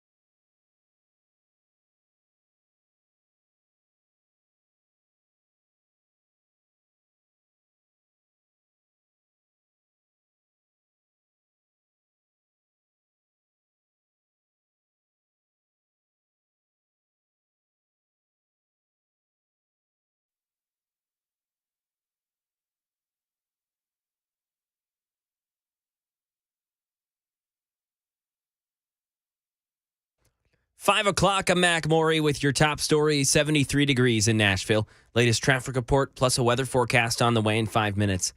Right now in Tennessee, Nashville Metro Police Chief John Drake called the leak of what he confirmed were real pictures of the Covenant Shooters Manifesto disturbing. Nashville Mayor Freddie O'Connell said that they're going to find out who did this and that he hopes that whoever did do it didn't do it out of malice or for a profit. Stephen Crowder, the conservative talk show host who originally leaked these 3 images, debunked claims today on X, formerly known as Twitter, saying he did not pay for any of the images. And over in the nation's capital, Senate Republicans are now attaching more strings to getting additional aid to Ukraine and Israel. Andy Field. Senate Republicans now insist any more aid to Ukraine and Israel must come with tougher anti-amnesty laws and money for the Trump border wall. Republican Senator Mitch McConnell joining the chorus. The border needs to be a part of it. Senate Majority Leader Chuck Schumer. Taking Ukraine funding hostage in exchange for hard right border policies make this fight much harder. Less than 2 weeks till another possible government shutdown. And as of November 7th today, approximately 526 trucks carrying humanitarian supplies have entered Gaza through the Rafah crossing. Crime right now in Tennessee. News 2 reports that 37-year-old Darla Guinea Waltris has been charged with arson after allegedly setting her parents' house on fire. The fire happened in September. Officials determined that she was responsible. She was served with a KPS while in custody at the Wayne County Jail on unrelated charges. Her bond was set at $25,000. And in Kentucky, bus drivers in Louisville public schools stage a blue flu. Derek Dennis. 143 bus drivers, or 25%, calling out sick from Louisville public school bus routes on Monday, protesting exceptionally long bus routes. One driver, Monique Parker, calling it extremely taxing. Since the start of the school year, parents and students have complained after-school bus drop-offs have gone as late as after 9 p.m. District spokesperson Carolyn Callahan admitting there are problems. We know that routes are long. Bus drivers know that we are continuing to work on reducing those routes. The district saying with so many bus drivers out on Monday, 13,000 students were absent from school on the same day. Entertainment news. Kenny Chesney set to perform in Music City next year. He's stopping at Nissan Stadium during his Sun Goes Down tour on August 3rd. He'll be joined by the Zac Brown Band as well as Megan Maroney and Uncle Kracker. Pre-sales start this week from today with tickets going on sale next Friday. That is the latest news. Traffic and weather on the way. I'm Mac Maury, WTN News.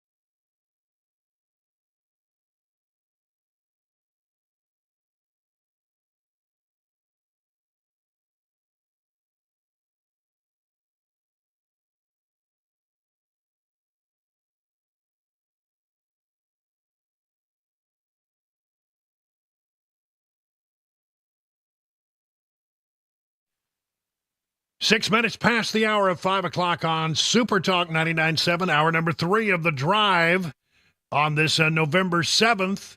It is 1 year until we go to the polls in the 2024 election, but there's an election being held today in some parts of the country and a lot of things to unravel because, well, everybody's going to be looking at what happens tonight when the votes are all tallied in places like Ohio and Virginia and just to our north here in Kentucky, where they're having a big gubernatorial race.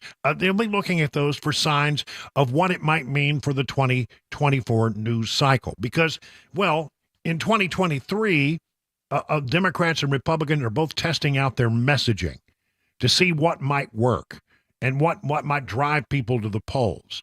And Republicans, for the very first time, are pushing harder than they've ever pushed to make sure that people vote early. Will that have a positive impact on the outcome of some elections that everybody's watching very closely? That's what we're going to be. Look, we're looking for bellwether information that might inform us about, well, things like, well, are the polls really right? You know, we have these polls out there. Yesterday, we talked about a poll that showed that Joe Biden was behind in 5 out of the 6 bellwether, the so-called battleground states. 5 out of 6, Trump leads Biden by significant amounts. Biden only controlled one race there, and that was in Wisconsin. And there were all kinds of fascinating details buried deep within the inner numbers of that poll from the New York Times and Siena. A poll that, by the way, Democrats are looking at, and it's just causing them to quake in their boots. They are so afraid of what's in there and afraid that they've got a nominee who cannot win in 2024. So we'll be looking very closely at some of these races that are taking place tonight. When the election numbers come in, we'll get some sense of whether or not the Republican message has prevailed or the Democrats' message has prevailed. Democrats largely in these states are running on the issue of abortion. And clearly that is sort of like the big thing that they're pushing. Republicans are doing everything they can to tie the Democrat candidates to Joe Biden, who they support and who is not very popular as president right now. They think that's a winning strategy. So let's see. I've got a story here from the Washington Examiner, 6 things to watch on Election Day.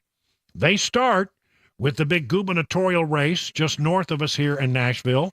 And this is going to be a special interest to our friends up in southern Kentucky who listen. As you know, Governor Andy Beshear, a Democrat, seeking a second term as a governor of the bluegrass state, which has trended in many other ways red, but they've got a Democrat governor. While Republican Attorney General Daniel Cameron looking to unseat the red state Democrat. I like the looks of Daniel Cameron, and I like the things that he has been saying. I think he could make a really great governor up there in the state of Kentucky. And so, you know, can a Republican unseat a popular Democrat governor? Beshears has a 60% approval rating. That's not the best approval rating ever, but it's not bad. Despite the state voting for then-President Donald Trump over Joe Biden by more than 25 points, see, it's a really red state, the GOP is not guaranteed to win the governor's mansion back, thanks to the incumbent Democrats' popularity. And again, I told you, Beshear has a 60% approval rating. Cameron is endorsed by Trump, is attempted to tie Beshear to Biden and Bidenomics, along with hammering the governor on crime and his lockdown policies during the COVID-19 pandemic, which were pretty draconian. He was selected statewide over his Democrat opponent by 15 points in 2019, but this gubernatorial race looks very close. Polling going into the race has generally shown Beshear leading his Republican challenger, but, and this is a big but, an Emerson College poll released on Friday showed the race tied at 47 all. In other words, in the last few days of the campaign, the messaging that the Republican Daniel Cameron has put forth is starting to work, and he's gaining momentum. And I'll tell you right now, Anybody who knows anything about elections, you look at the polls, and what you want to look at is not the number, but who has the who has momentum, who can get it across the goal line, who is peaking in the last moments of the campaign. Is it the Democrat? Is it the Republican? Well, the person with the mo in this case is Attorney General Daniel Cameron. It could be very, very tight. We could be in for a long night in the state of Kentucky. Here's what the Washington Examiner says. A victory for Beshear would provide a blueprint for Democrats to win despite Biden's unpopularity, even in heavily Republican states, and could set the stage for high office for the governor. A win for Cameron could be a red flag for Democrats going into 2024, that even popular members of their party can be dragged down by the president's poor approval ratings. That's exactly what we're looking for. That's what we want to know. Which of the messages that are being given to the people of Kentucky resonated more? The popularity of the Democrat governor who's talking about the issue of abortion, or Cameron, who is a Republican in a largely Republican state that has been trying to tie his opponent to the coattails of the current president, who is quite unpopular. There's a governor's race, by the way, also in Mississippi. I'm not going to spend a great deal of time talking about it. I think Tate Reeves, who's the incumbent Republican, he might be upset. And the reason for that is nothing having to do with other things, the messaging and all of that. I think it has to do largely with the scandal that they've been dealing with there in the state of Mississippi regarding $77 million in federal funds for low-income residents that instead was handed to wealthy state residents. It looks like that may sink this incumbent governor, but it'll be one to watch. But I don't think it portends, if the Republican loses there, and if that happens, a lot of people try to make the case that, well, the Republican message wasn't working in a Republican state.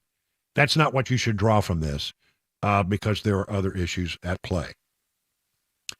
Virginia elections. The Old Dominion election in 2021 saw an upset sweep by the GOP, winning all three statewide races and control of the House of Delegates.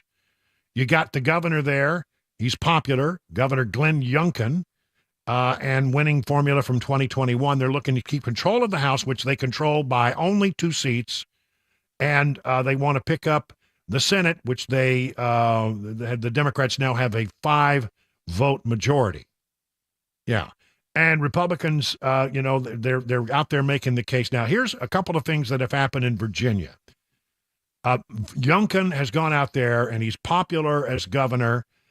He was able to sort of turn back the Commonwealth, rather, of Virginia, and become a Republican governor in what had become a purplish state. It goes back and forth in Virginia. I mean, they can't decide whether they're red or they're blue. They're almost, I think you would have to say, very purple. I know a lot about Virginia politics because when you work in the D.C. area, you cover a lot of Virginia politics. And I'll tell you what the thing is about the state of Virginia. The counties that border the District of Columbia are near the nation's capital are incredibly blue, if not, there's a couple that are purple, but I mean, mostly very blue.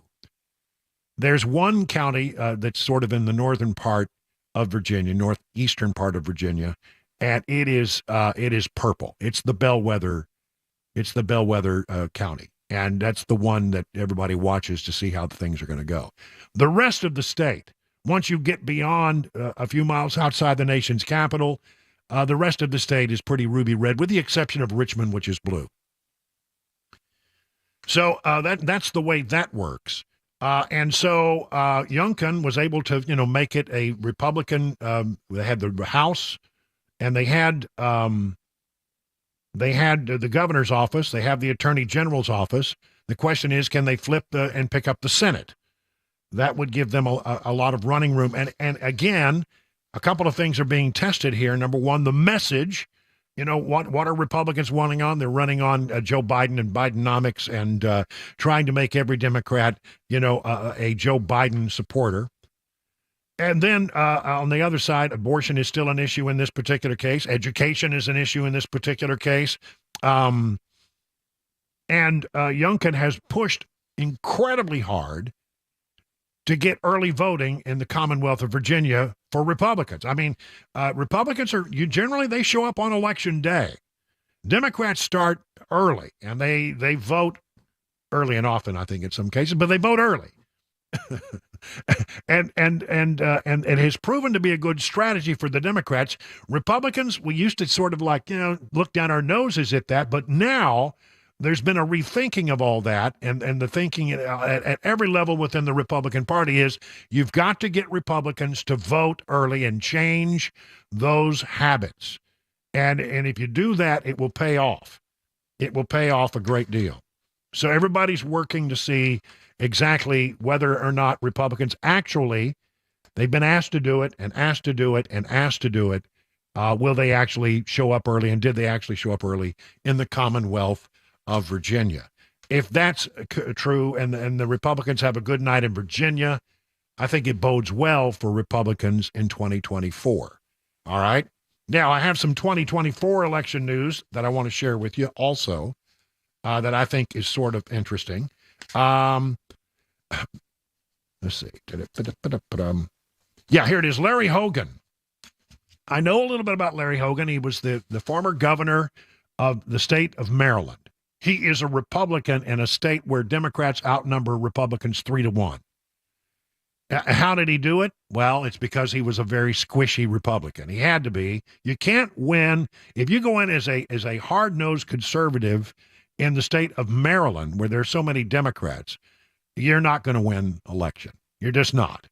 And so he went in as sort of a very moderate Republican, and he won election as governor and won a second term. He was very popular.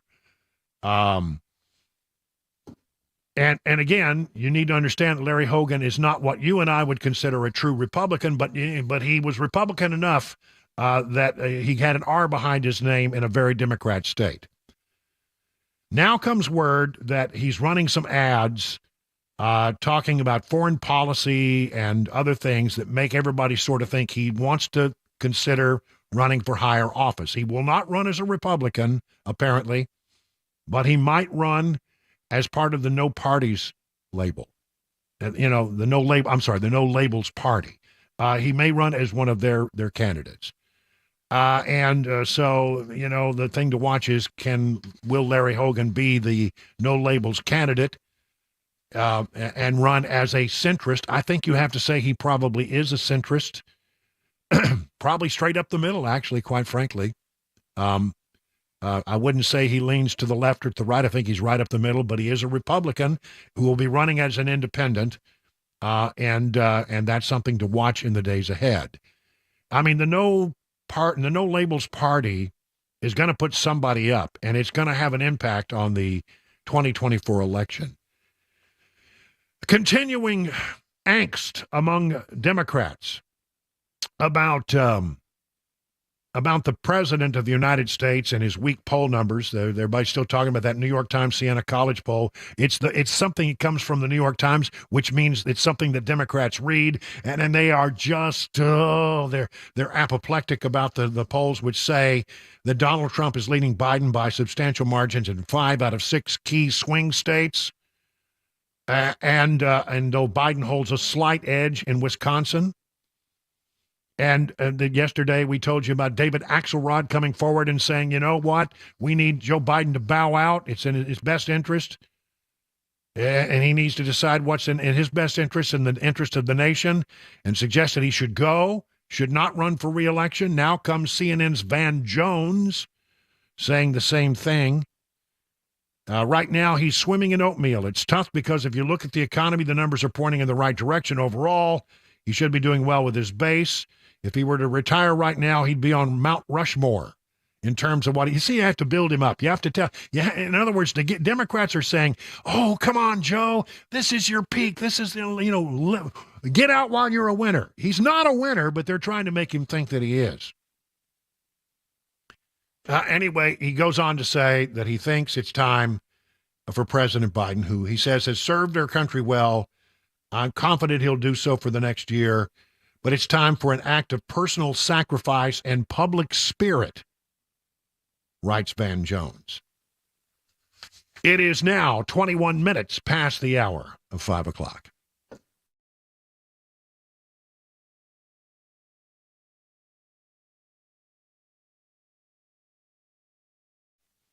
Tell you about the Wellness Institute of Nashville. You've heard me talk about Dr. Kevin Mitchell there. He's my doctor. He could be your doctor. Call this number to set up an appointment, 615-246-5009. Now, we are in the month of November, a month of Thanksgiving, and the Wellness Institute of Nashville wants to share this idea during this month of Thanksgiving. They're taking the 2023 special to a new level. 2 new patient appointments for $23. That's right. 2 exams, 2 x-rays, 2 treatments for you and your spouse, you and your friend, you and a family member. It doesn't matter who you are, although most appointments, the appointments have to be booked together, but it's a deal that you really can't pass up.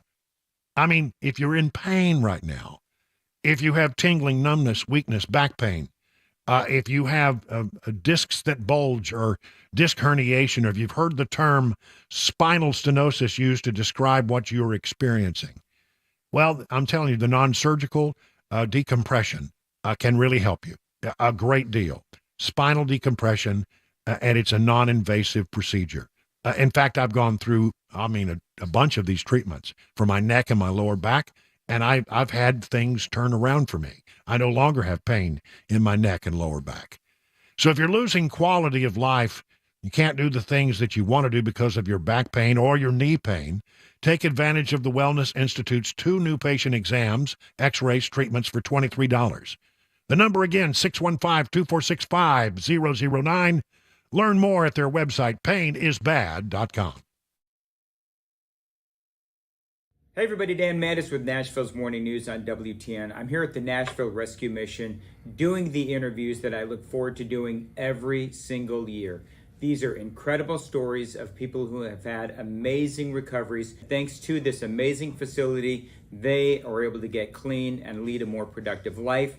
The date of our annual Radiothon is going to be Monday, November 20th. Listen in and please donate. You can get more information at 99.7 WTN, including a link to the website for Nashville's Rescue Mission.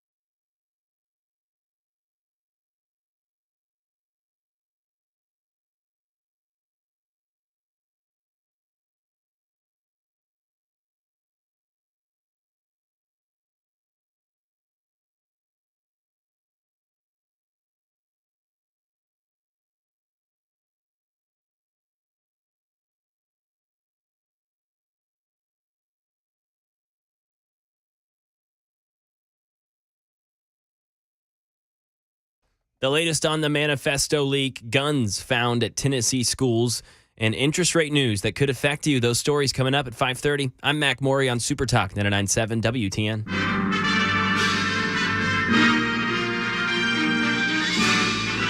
Spanning the globe to bring you the constant variety of sport, the thrill of victory,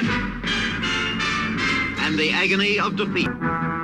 Well, ladies and gentlemen, it's time for a fan favorite. You know him, you love him, you can't live it down. It's time for Mac Maury's wide, wide world of sports. And here is the host of our program, the one, the only, Mac Maury. Oh, yeah.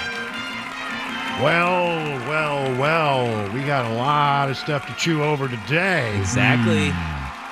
What could be the topic of conversation? What in the world will we talk about on the wide, wide world of sports with Mac Maury?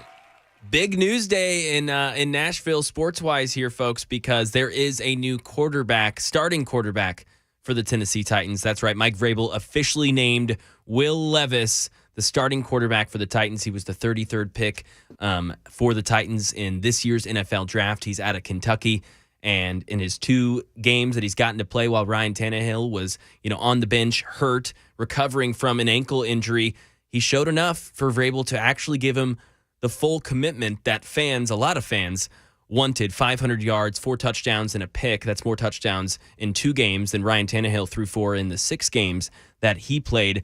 And so that's it. Ryan Tannehill, who started the majority of games for the Titans since 2019, now goes to the bench for the first time in a long time since he actually came over to Nashville from Miami when he was on the bench for Marcus Mariota. Right. He then took over and since until now was the starter. Ryan Tannehill, 38-23 as a starter for the Titans. So good overall record. He did a lot of good things for Tennessee. I mean, especially in that 2020, 2021, those 2 years. I mean, going to an AFC championship game, making the playoffs 2 years in a row.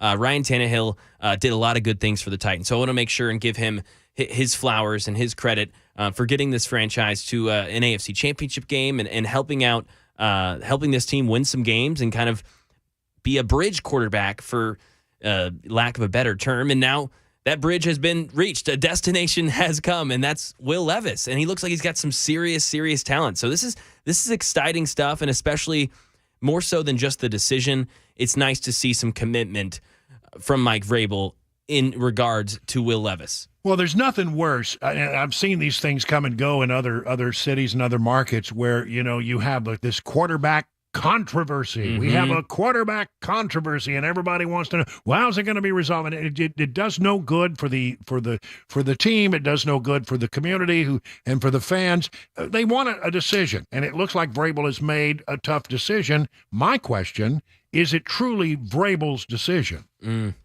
It's a good question.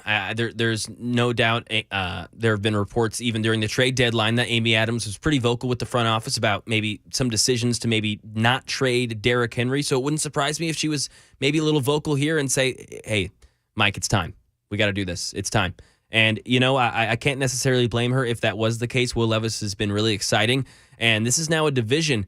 If you're a Titans fan, be watching out these next couple of years, because this is now an AFC South that has Anthony Richardson, drafted this year in the top 10 to the Indianapolis Colts. C.J. Stroud, the number 2 overall pick to the Houston Texans, drafted this year. And Trevor Lawrence, the number 1 overall pick just a couple of years ago. And now Will Levis, drafted this year. These are 4 young quarterbacks that all look like studs early on in their careers. This could be a dynamite division in a few years. What's interesting is that I just had to look this up, but Tannehill's got a couple of years left on the contract that he signed with the Titans a couple of years ago, or in 2022, I guess last year. So it's interesting because it's not like he went into this season going, okay, this is my last year under contract with the Titans, and expecting them to draft a young quarterback to take over after this season ends. So I'll be interested. Surely Tannehill won't come out and say, all right, I'm fed up with this. Trade me. I don't think he's that type of player. But, I guess, Levis is going to have to obviously keep up the performance to stay the starter. And nothing motivates you, better as a quarterback than knowing that the guy sitting on the bench is a talented veteran. That's right. And I think he probably needs a little more time to heal. 100%. 100%. Yeah, and so this is probably the right decision. So how does this play out over the rest of the season? I mean, generally, It's not been a stellar start to the season. At what point does the season become, unrecoverable? After this Sunday, this is it. This is it. If So the Titans he's got to win today. Yeah, got to win on Sunday. If the Titans lose, the season, as far as playoffs are concerned, are probably over. But that's still really exciting for Titans fans each Sunday. Even if you're not looking for a win-loss, you're looking for progress. You're looking to watch your next quarterback. Sure. Yeah. All right, good stuff, Mac Morey. Really, the depth of your knowledge is so impressive. I walk away learning something every time. It's time to take off that sports hat, however, and put back on the news hat. It's time for the news on Super Talk.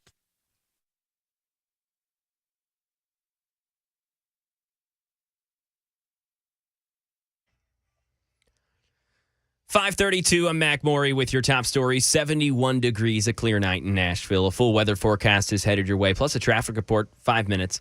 Right now in Tennessee, Nashville Metro Police Chief John Drake called the leak of what he confirmed were real pictures of the Covenant Shooters Manifesto disturbing. Nashville Mayor Freddie O'Connell said that they're going to find out who did this, and he hopes that whoever did do it didn't do it out of malice or for a profit. Steven Crowder, the conservative talk show host who originally leaked these 3 images, debunked claims today on X, formerly known as Twitter, saying that he did not pay for these images. Right now in Tennessee, Channel 4 reports that a teenager at Lebanon High School was arrested after officials found a stolen handgun in his car. The SROs searched the 16-year-old student's vehicle, and they found the 9mm under the front seat. A knife was also found. He was then transported to youth services, and there were no threats that came from this student. And in Nashville, a Maplewood High School student was arrested today as well after officials found a gun inside of his backpack. The firearm was not reported stolen. The student said that he got it from his dad's closet. Officials were notified by another student who said this 9th grader gestured at the gun in his backpack after accidentally bumping into one another. And some money news, the Federal Reserve Board did not raise interest rates after their latest policy meeting, but signaled another rate hike may be needed before the end of the year to tame inflation faster. The Fed trying to reduce the high costs of consumer goods, but the higher interest rates are coming at a cost when it comes to credit card debt. Michelle Franzen. It's not a record to boast about. Americans now collectively carry $1.08 trillion in credit card debt. The Federal Reserve Bank of New York tallied that new record of personal debt. Inflation, those higher prices for nearly everything from food to fuel and rent, causing a growing number of consumers to turn to credit. And the back-to-back interest rate hikes are adding up and making it tougher for Americans to pay down debt. Analysts say delinquencies are up too for on-time payments. The sharpest rises are among borrowers between the ages of 30 to 39. And that is the latest news, traffic, and weather on the way. I'm Mac Morey, WTN News.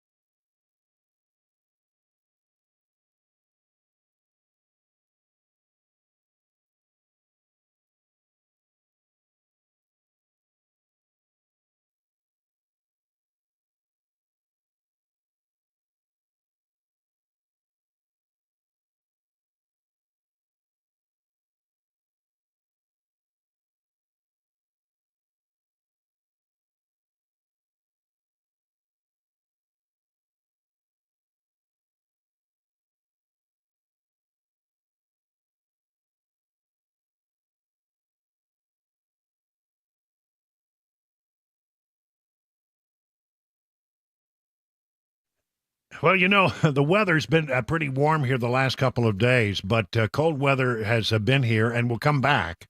And the last thing you need is to be without heat when your unit is on the blink.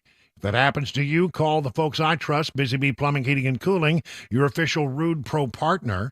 Listen, this is a company that I've done business with, and I've had great experiences with, and I think that you will find them a good company to do business with. Nice, honest people.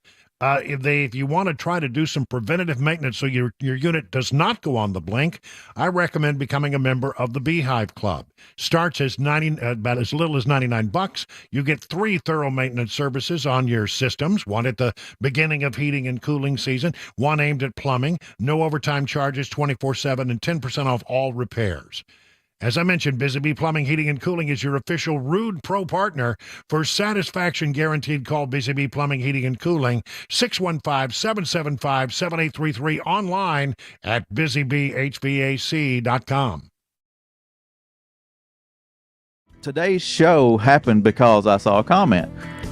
He said, why don't you do something on doves and dove fields and how to find them and things like that. So yeah, all right. Good idea. It's past the opening day, but like you said, it can work. Yeah. Because the season is long. It runs for 90 days and there's 3 segments, so we're going to cover all that today. Let's rattle off the season. September 1 through September 28th is the first segment of Dove, and then October 14th through November 5th, and then December 8th through January 15th.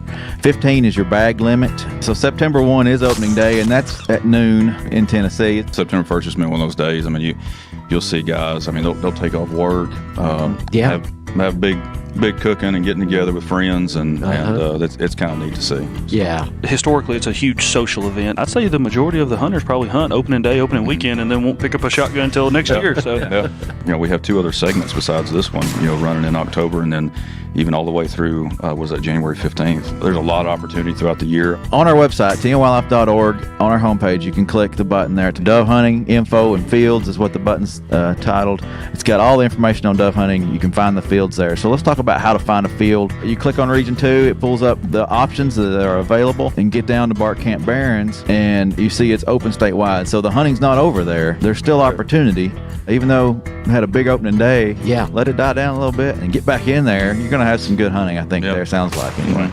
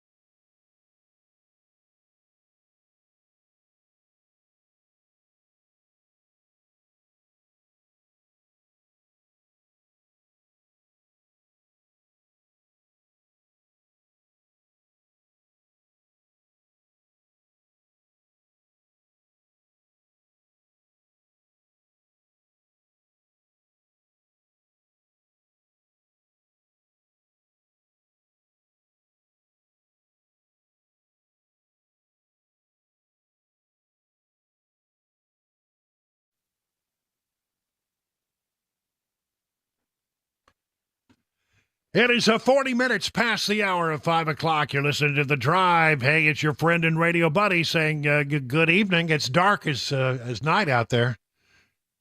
Man, I can't get used to it getting so dark so early.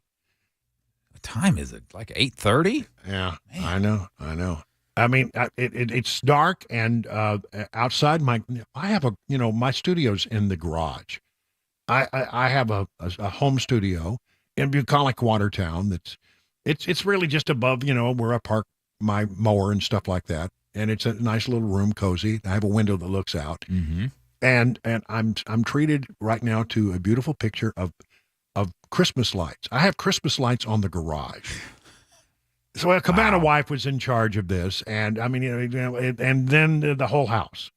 And then today, I don't know. Again, my position on this. Mm-hmm. I don't like to push the season, but there are some, I think, somewhat valid reasons why we're doing it this year. The Christmas lights are up, and then on every window is a lighted wreath. I know, and here it is, November 7th, and I've got my Christmas. I'm telling you, way ahead of the curve, way ahead of the curve. But we had a nice guy named Rob who came up and installed all our lights for us, because I don't climb I don't climb ladders anymore. That's the way to go, man. That's the way to go. Real quick, before I move on to a couple of things that are breaking this afternoon, a little programming note. I will not be here tomorrow, and I will not be here on Friday. And it's not that I'm looking for any sympathy here. I just want to inform you because I feel like, sometimes if I don't come straight with you about what's going on, things can be said and they get misinterpreted and spiral out of control. Rather you hear it from me. I'm going in, and tomorrow doctors are going to poke around in my heart. Again. Mm-hmm. They did it once before, but apparently we didn't get it all. We have to go back for round number 2. Round 2 of poke Brian in the heart. So it's an outpatient procedure. I'll be back on Friday. It is not classic heart surgery where they bone saws are involved and spreaders and then they go around and they go into your chest cavity. None of that. It's like I say, outpatient stuff. And I want everybody to know what it is. I am in relatively good health. I have one problem, and that my heart beats irregularly. Of course it does. I mean, of course it has to beat irregularly.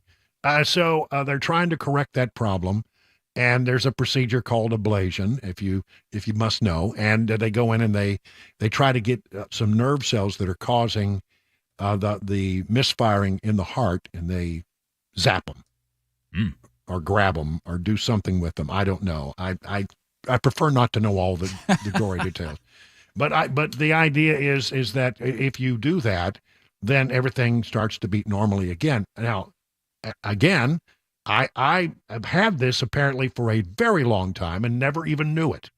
Wow. And apparently my heart is only operating, they tell me, at about 50% capacity, which, I mean, I guess I live a relatively sedentary life, and I never really stress my heart that much. But one way or the other, they are going to go in and try to get these cells taken care of so that my heart will beat regular. And they say, I'll come back to 100% heart, which apparently I've never had.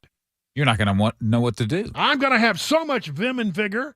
I'm going to be so energized by this that you won't be able to stop me. But again, it's a scary thought. It's a very low risk kind of thing. And so I'll be back here on Friday.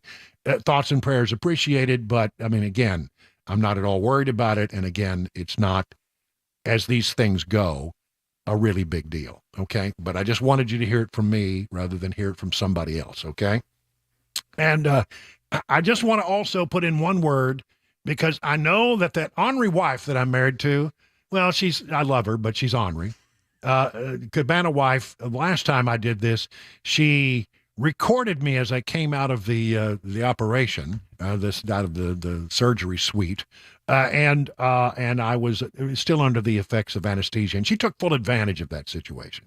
Just a bit. She was asking for like a vacation and diamonds and all kinds of stuff, and she recorded it, and it got posted. And I'm just saying, if anything comes out like that tomorrow, I am not responsible for things I say. And apparently, that wasn't the only thing I said the last time, because apparently I was told as I was getting ready to leave at the end of the day, the first time we went through this, that I had to go and apologize to all the nurses. Because apparently I am not the nicest patient as I'm coming out of anesthesia. All I really wanted was somebody to let me roll over on my side, but that was apparently the bone of great contention. They wouldn't let me do it. So one way or the other, I'm not responsible for everything that I say. And let me just go ahead and apologize to the nurses in advance. Yeah, you may want to do something special for them. That's right. I'm not a bad guy. I'm apparently not a very nice guy when you're under the influence of anesthesia. So anyway, that's going to happen tomorrow. A couple of things happening now. The polls have just closed as of, let's see, I guess they'll close at what? How can this be? Is Kentucky on a different time than us? Part of the state is. I think they're split like we are. All right, so some results have started to trickle in because the polls close at 6 Eastern time, and part of the state is under Eastern time, correct? I think I'm right about that. I'm sorry. I'm looking right now. Yes. I'm sorry yes, that it I is. don't know. Okay, so It some is numbers more in Eastern than Central, yes. Okay, so there you go. That explains why some of the numbers are coming in. Only a few thousand votes have come in. Right now, the big race between Daniel Cameron, the Attorney General who wants to be governor, and Andy Beshears, the Democrat incumbent governor. Cameron leads Beshears in the early going, 57-42, but that doesn't mean much. This means that it's the early going. A lot of big blue areas still to come in, so I wouldn't draw any conclusion from that, but at least off to a good start. And let's see. There's another story that we've not really gotten to today. The House of Representatives has apparently censured Rashida Tlaib over her comments supporting the Hamas organization. She didn't really come out and say she was in support of Hamas, but she has quoted and has been put on her social media "from the river to the sea," which is, basically the cry of Hamas, their battle cry, because what that really means is we want to eradicate Israel. And a lot of people said, but because she was supportive of that and had said that on her social media postings and elsewhere, that she should be censured. And today, apparently that happened. The resolution has been offered by Georgia Republican Rich McCormick, who points to Rashida Tlaib's recent social media post, which highlights the chant, "from the river to the sea." If this is not worthy of censure, what is? The phrase suggests the erasure of the state of Israel. But Tlaib, the only Palestinian American in Congress, insists it's an aspirational call for freedom. She broke down into tears, defending her call for a ceasefire on the House floor. I can't believe I have to say this, but Palestinian people are not disposable. Stephen Portnoy, ABC News, Washington. All right, so there you have the latest on all of that. The Supreme Court today heard hearings on a Second Amendment case that I think you're going to be hearing an awful lot about in the days ahead. Now, I want to warn you, there's a lot of reporting out there that says, well, the Supreme Court appears to poised to do this. I really hate that kind of language when you're talking about the high court. Well, how do you know what the Supreme Court is poised to do? Well, do you get that from the kinds of questions that are being asked? You know what? I would tell you that the questions that are asked are designed to elicit answers so that people can make a decision. They ask questions about positions on both sides of the particular issue, and you really shouldn't draw anything from it. I have covered the Supreme Court. I have sat in those chambers. I have listened to these arguments, and I can tell you I went out and I saw stories that are written by veteran Supreme Court reporters who say, well, the Supreme Court now appears poised to do this, that, or the other. And then you know what? When the ruling comes out, it's not that at all. So, I don't take that to heart. So if you see stories like this one that says, Supreme Court appears likely to hand Biden DOJ a win on challenge to gun law. Well, that may be true. It may not be true. The High Court has had very expansive views. The 6-3 conservative majority has had very expansive views on the right to bear and carry arms, to carry and own arms. Supreme Court, but I'll read you the story here, and we'll pick it apart. The Supreme Court appears inclined to uphold a federal law banning guns from those subject to domestic violence restraining orders, DVROs, in the first major test of the Second Amendment at the High Court this term. In oral arguments today, justices on both sides of the ideological spectrum seem to agree with the Biden administration that there was a history and tradition of keeping firearms from dangerous people, despite the lack of any specific ban that may have been in place when the Constitution was enacted in 1790. The court's ruling in the case, U.S. versus Rahimi, could have major implications for several gun right measures working their way through the legal system in the state legislature. Could also affect current cases dealing with whether current and former drug users can similarly be denied gun ownership. So they had a very expansive ruling in Brunner, Brune. Brune is the name of the case.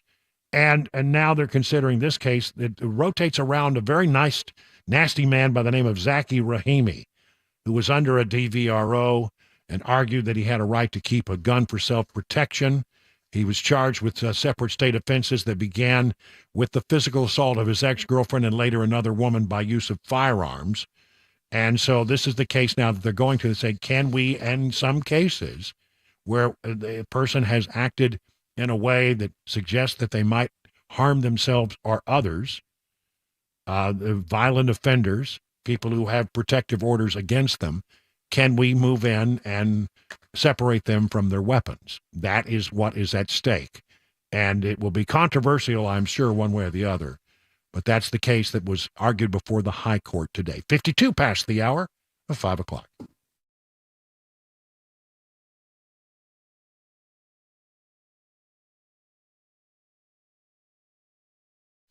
Well, during this month of November, when we celebrate Thanksgiving, Dr. Mitchell and the Wellness Institute of Nashville want you to know they're thankful for you. And to celebrate this month of Thanksgiving, the Wellness Institute of Nashville, for the month of November only, is taking the 2023 special to a new level.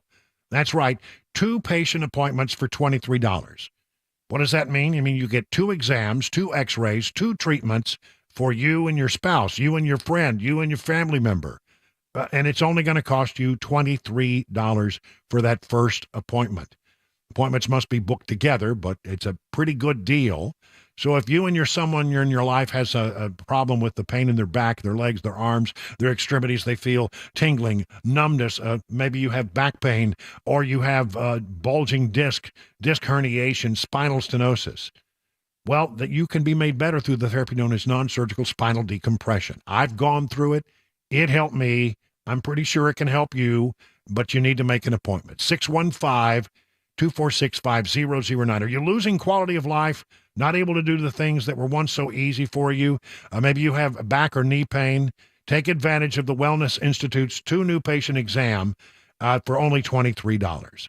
615-246-5009. Learn more at painisbad.com. Hi, I'm Paul Winkler. I've been teaching investing on Nashville airwaves for over 20 years with the Investor Coaching Show. And in that time, I taught a lot about how markets work and how we invest money and academic principles of investing money.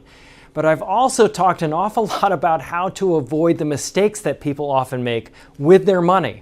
Think about it. A lot of people sold out of the market at the worst time when COVID struck, or when TARP happened, the Troubled Asset Relief Program, or gold, they invested in that at the worst time. Bailing out of the market because they were worried about Y2K or 9/11 or jumping into energy stocks or jumping into cryptocurrency.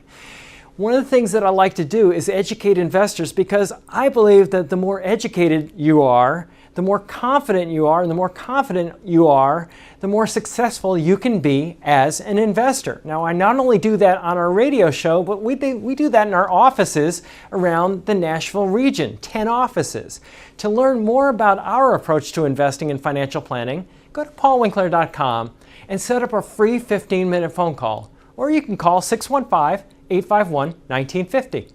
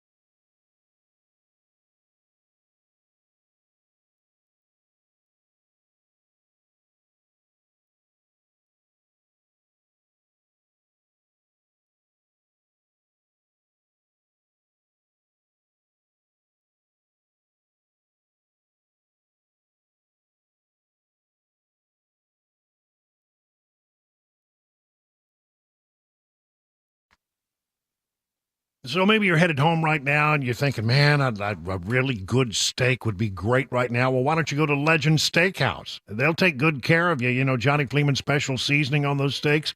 I mean, they are remarkable. They also want you to think about coming by for lunch when you have the opportunity. They have a meat and two that they offer. One meat, two country cooked vegetables or casseroles, served with cornbread muffins, or I go for the yeast rolls. Fried pork chops, Smoky Mountain meatloaf, fried catfish, slow cooked pot roast gravy, and when it comes to the sides, man, you've got a lot to choose from. 14 vegetables in casseroles, including broccoli casserole, turnip greens, bourbon glazed apples, fried green tomatoes, potato casseroles, black-eyed peas, just to name a few. Home-cooked meal, the kind of food your mama used to make. In fact, all of these recipes came from Johnny's mother. He borrowed them 30 years ago, and, well, he never gave them back. Legend Steakhouse, multiple locations across Middle Tennessee, good food at a fair price. Listen, go to legendsteakhouse.com for locations, online menu ordering, a local Tennessee company, been in business for some 34 years. Listen, you're going to love your next visit to Legend Steakhouse.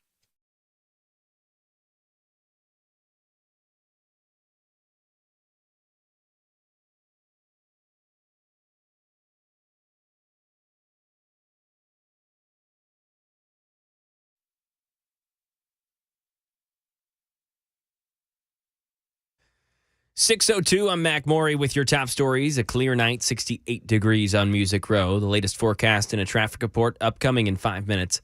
Right now in Nashville, Metro's police chief says the department is extremely serious about identifying the person who leaked part of what is now confirmed to be the Covenant Shooters manifesto. John Drake's statements this morning calls it disturbing and shows a total disregard for Covenant families as well as the court system where the parties and other Covenant families and media are battling. Nashville Mayor Freddie O'Connell said he hopes that the leak of these images was not out of malice or for profit. He also commented on the pending lawsuits for and against the release of these documents, saying, quote, at some point, very likely the court will find one of two things. Either the victims have the right to protect these and it will be up to how many unauthorized images get leaked, or they'll be classified as public documents, at which point they will be released in whole, end quote. In our nation's capital, the White House marked 1 month since the Hamas terror attacks on Israel. Karen Travers has the latest. Asked to respond to the UN Secretary General's comments that Gaza is, quote, becoming a graveyard for children, White House National Security spokesman John Kirby said Tuesday it's horrible to see images of young kids being pulled out of rubble and so many not making it. Kirby said the blame is on Hamas. Hamas is putting those children and their families in greater danger by not letting them go. By encouraging them to stay, by sheltering in their homes. Kirby said there are children being held by Hamas, and the U.S. is trying to get them released, but has had no success so far. 10,000 people have died in Gaza in the months since the conflict began. Right now in Tennessee, there was a gas leak in Murfreesboro this morning. A pipeline failed, causing over 650 gallons of gasoline to leak. A hazmat crew responded to the incident. They helped with the cleanup, and Murfreesboro's officials have said that the leak was contained and most of the fuel taken care of. And some sports news here in Music City. There's a new QB1 in Nashville. Today, Tennessee Titans head coach Mike Vrabel officially named Will Levis the starting quarterback over Ryan Tannehill. During today's team presser, Vrabel said, quote, Will is going to be our quarterback. We're going to go with Will. We think that's the best opportunity for our football team right now. Levis was drafted with the 33rd pick in this year's NFL draft out of Kentucky University. Ryan Tannehill, the team starter for the large part of 2019 until this year, now goes to the bench to help out the young rookie, the possible former future face of the franchise. That is the latest news. Traffic and weather on the way. I'm Mac Maury, WTN News.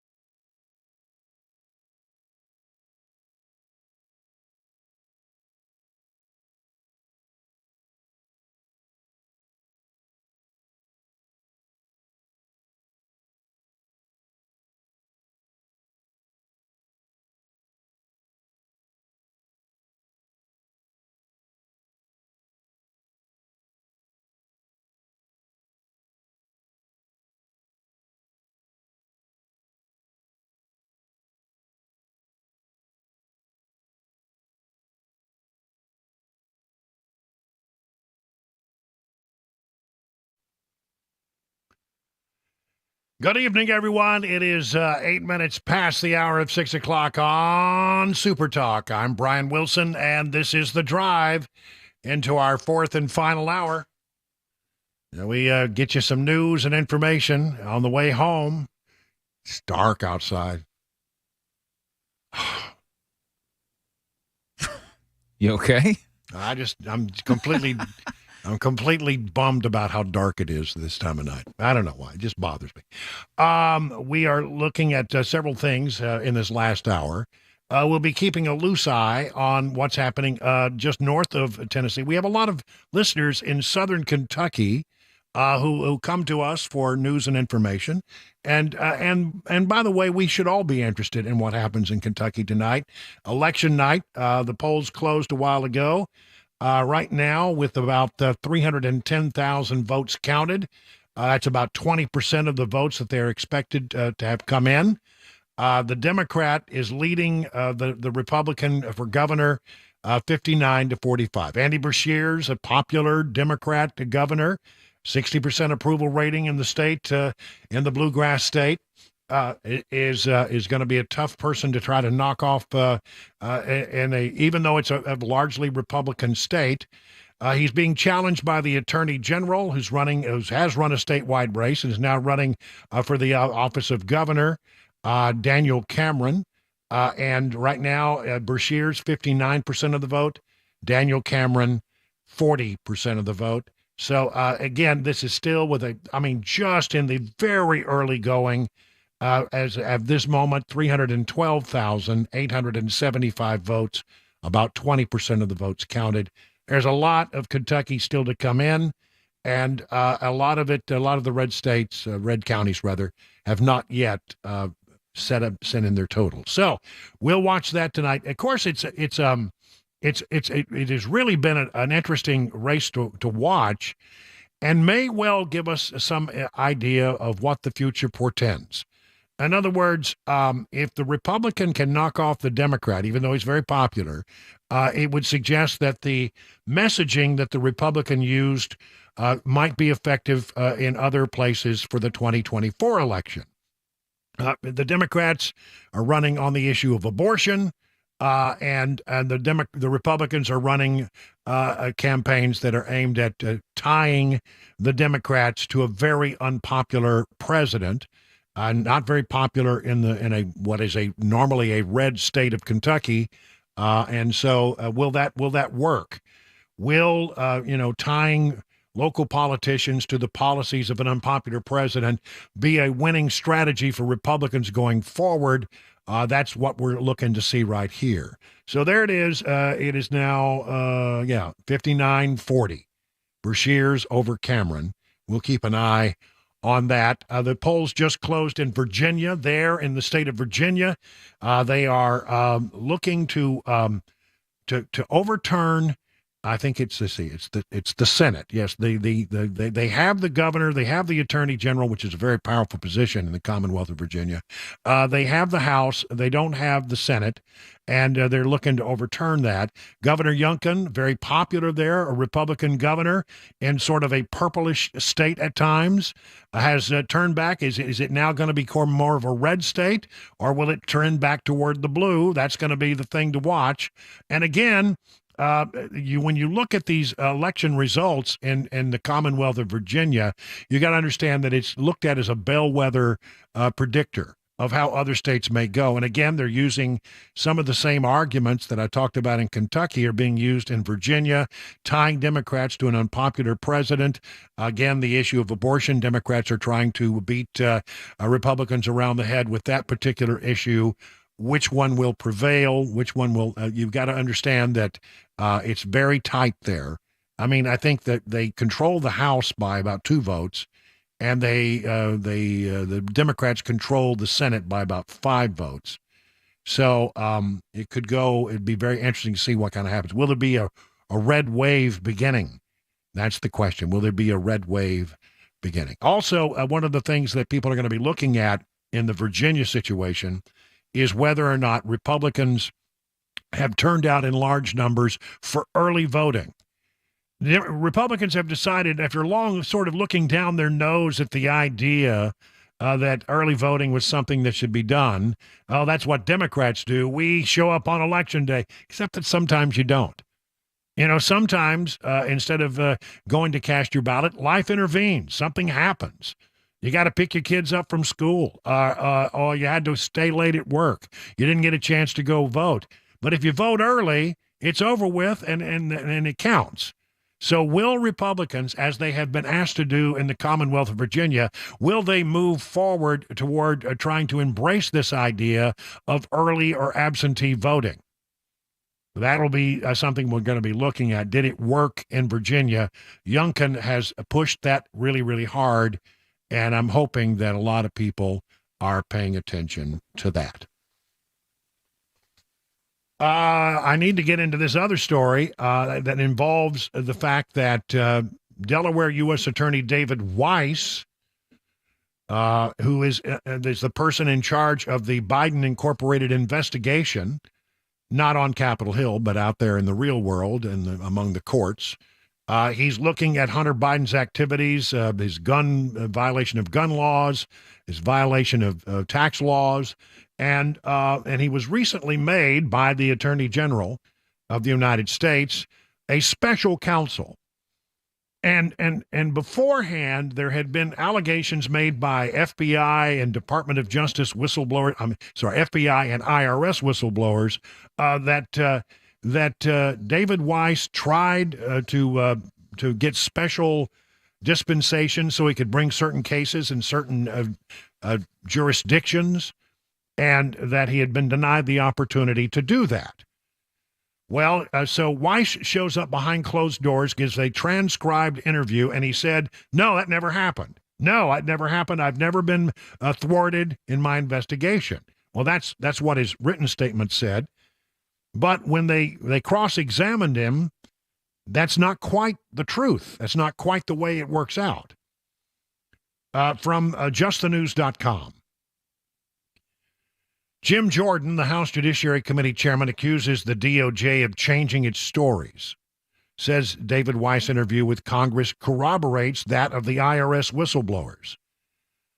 Delaware U.S. Attorney David Weiss has told Congress he sought special authority from the Justice Department in 2022 to file tax charges against Hunter Biden in other jurisdictions, but it was never granted. House Judiciary Committee Chairman Jim Jordan disclosed on Tuesday, this just a few minutes ago. Jordan told reporters after a closed-door interview with Weiss that the prosecutor's acknowledgement to lawmakers that he sought special attorney powers in the Biden case amounted to a change in the DOJ's story and corroborated allegations made earlier this year by IRS whistleblowers Gary Shapley and Joseph Ziegler. Shapley and Ziegler had said, no, we were told during this investigation that he couldn't bring charges because he would not be granted the ability to bring these charges in certain jurisdictions. He'd been denied that. The Attorney General, Merrick Garland, I remember it just as clear as day, testified under oath that all he had to do was ask for a 515 exemption, and he would be granted it. It's something that was done regularly. And according to the Attorney General, that never happened. Nobody ever came to him. Weiss never came to him and asked for this special dispensation under something known as a 515 rule that allowed, that it really required him to go forward and bring cases in different jurisdictions. This is Jordan speaking again. He said Weiss maintains, I would have always been able to get it if I had asked for it, but then his answer was, I asked for it and it wasn't given. Jordan said in an impromptu news conference in the House O'Neill building after finishing the interview with Weiss. The whistleblowers told Congress earlier this year that Weiss told them at an October 22nd meeting with prosecutors that he sought special counsel authority to charge Hunter Biden with tax evasion charges in Washington, D.C. and Los Angeles and was turned down. Weiss subsequently wrote letters to Congress suggesting the agents were mistaken and that he always had the power to bring charges anywhere he wanted. He recently was named a full special counsel in October, but not until the statute of limitations on serious felony tax charges against Hunter Biden had expired.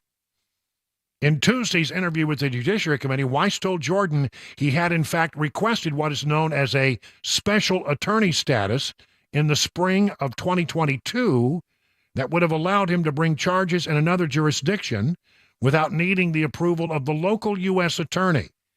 This was to be filed, something that would be filed with the Attorney General of the United States, and Merrick Garland said if it had been filed, it would have been approved.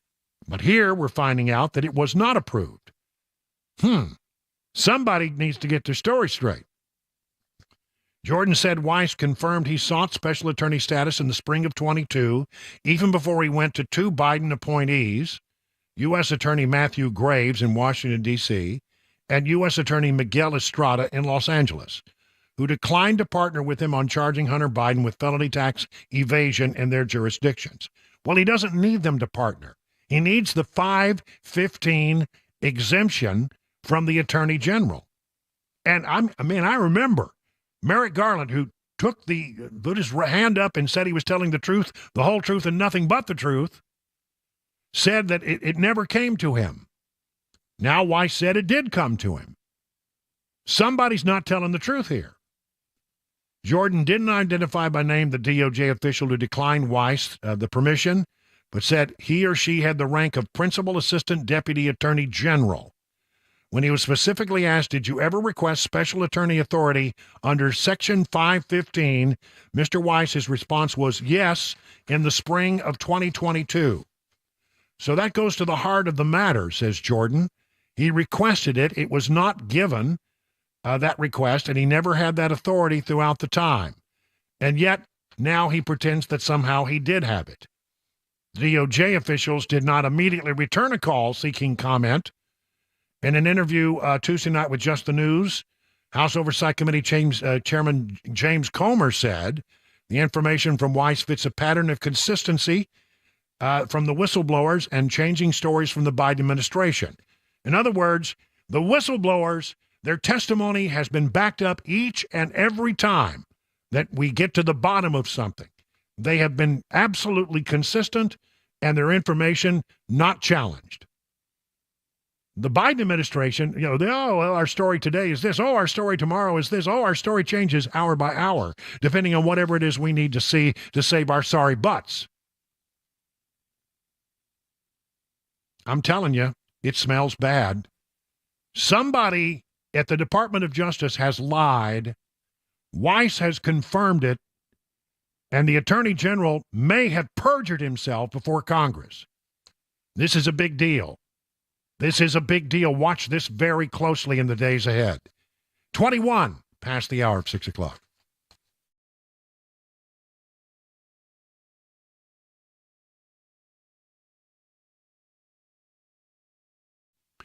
Grace Point Healthcare delivers medicine affordably with menu-style transparent pricing, so you'll know how much it will cost before the care is delivered. Smart Care plans for just $69 a month. You get unlimited office visits and free basic labs for the entire year. And because they treat the family, the whole family, even newborns, you can get family plans as well. Now, if you marry this with a high deductible insurance plan, could save you and your family hundreds of dollars. And I know many of you are making health care decisions for next year as we speak. Consider this as a possibility. A Smart Care plan for $69 a month, married with maybe that high deductible catastrophic insurance that you have, could save you a lot of money. At Grace Point, they take their time with each patient. They see you the same or next day. There are no long wait times or crowded wait rooms. They treat naturally whenever possible. It is a military vet-owned practice. It's some of the reasons why it's been voted the best primary care provider by Toast of Music City year after year after year. Grace Point says they want you to know that they believe in freedom of choice. They have COVID testing and treatment. If you get COVID, get on in there, get tested, and get some of their treatment that could make it go by just a little easier. 615-599-6868. That's 599-6868 to schedule a visit. Hey everybody, Dan Mattis with Nashville's Morning News on WTN. I'm here at the Nashville Rescue Mission doing the interviews that I look forward to doing every single year. These are incredible stories of people who have had amazing recoveries. Thanks to this amazing facility, they are able to get clean and lead a more productive life. The date of our annual Radiothon is going to be Monday, November 20th. Listen in and please donate. You can get more information at 99.7 WTN, including a link to the website for Nashville's Rescue Mission.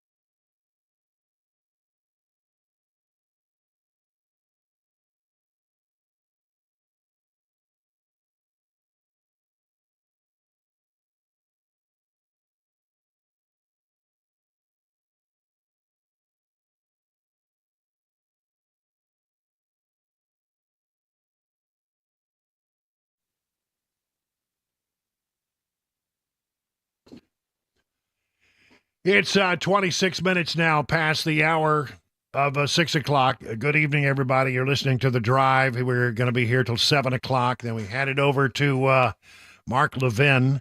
I am looking at the governor's race in the state of Kentucky, which is, of course, of interest to our Kentucky listeners, but I think generally to people that should be interesting, nationwide, because we're looking to see what happens in this race and see if perhaps it portends what might happen in the 2024 election, given that the arguments made by these particular candidates are arguments that will be made in the 2024 cycle if they are effective.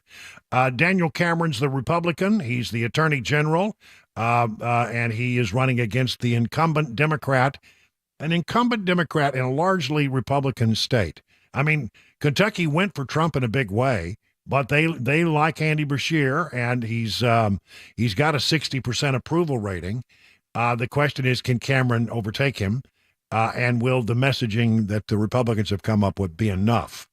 Right now, with about 468,000 votes counted, about 30% of the estimated vote, Andy Beshear's leads 56-43. I wouldn't read too much into that right now. Still very early. And a lot of what happens in a state like Kentucky is that the blue areas come in pretty quickly, because the blue areas are often, they're major metropolitan areas, and it's the ruby red counties in South Kentucky and in Western Kentucky and in southeastern Kentucky They still have not, trickled in as yet. There's a lot of counties where no numbers have come in on the count. So that will change over time. Those people who know how to do math, and I'm not one of them, have said that it's too close to call at this point. Even though Brashear leads in the early going, we will see the Republican votes come in here in relatively short order. Virginia also, the polls have closed there. A few votes are trickling in, nothing of note yet. Again, we'll give a complete analysis of this tomorrow. I mean, the thing is, when you look at 2023 results, we're trying to determine if we can get any sense of the arguments that resonated with voters and the arguments that did not resonate with voters. And if the ones that worked, you continue them on, and other states will follow that lead. For Republicans, a lot of people believe the right way to do it is to tie the Democrats to a very unpopular president and his policies. And for the Democrats, they largely seem to be poised around one issue and one issue only, and that is, the issue of abortion, which Democrats generally support abortion, and Republicans do not, as a rule. And so there you have that, and it'll be interesting to see whether those kind of arguments are having if they are motivating people to go to the polls. And in Virginia, again, they're trying to pick up the House. I'm sorry, they have the House. They're trying to pick up the Senate. And that would give Governor Youngkin the ability to push through his policies, which often die in the Virginia Commonwealth Senate. So there's that. Again, the numbers are trickling in. We'll have a complete report on tomorrow. Dan Mandis will have results in the morning as well on Nashville's Morning News with Dan Mandis. Very well, let's just call it right there. I have this is a good place to stop. It is 30 minutes past the hour of 6 o'clock on Super Talk 99.7.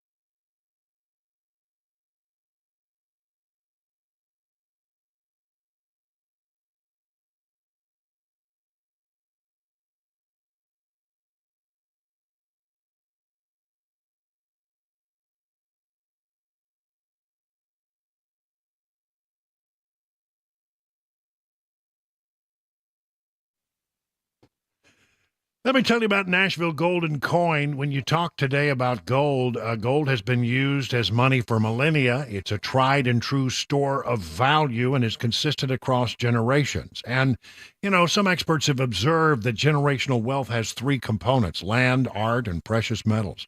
Well, land, is expensive and interest rates are high. You can't buy any anyway. Art, are you and I an art expert? No, I'm not. But hey, gold, platinum, silver, practical solutions. Inflation is currently decreasing the value of your money, and gold and silver can be a safe haven during uncertain economic times. It sure can be. So if you have gold maybe that was given to you and you're not sure what it's worth, you're just curious about metals, precious metals, and want to learn more, well, do what I did. Just reach out to the folks over at Nashville Golden Coin. They are always available to discuss your options and educate you on the precious metal market. And here's the other thing. You got old coins laying around? I had a bunch in a box in my sock drawer. Turned out I had in that little box $1,600 worth of silver coins. I had no idea that they had attained such value. Listen, bring them in. They'll take a look at it. And they'll give you a precious metals education like you've never had before. That's at Nashville Golden Coin. Learn more. Set up your appointment at NashvilleGoldenCoin.com.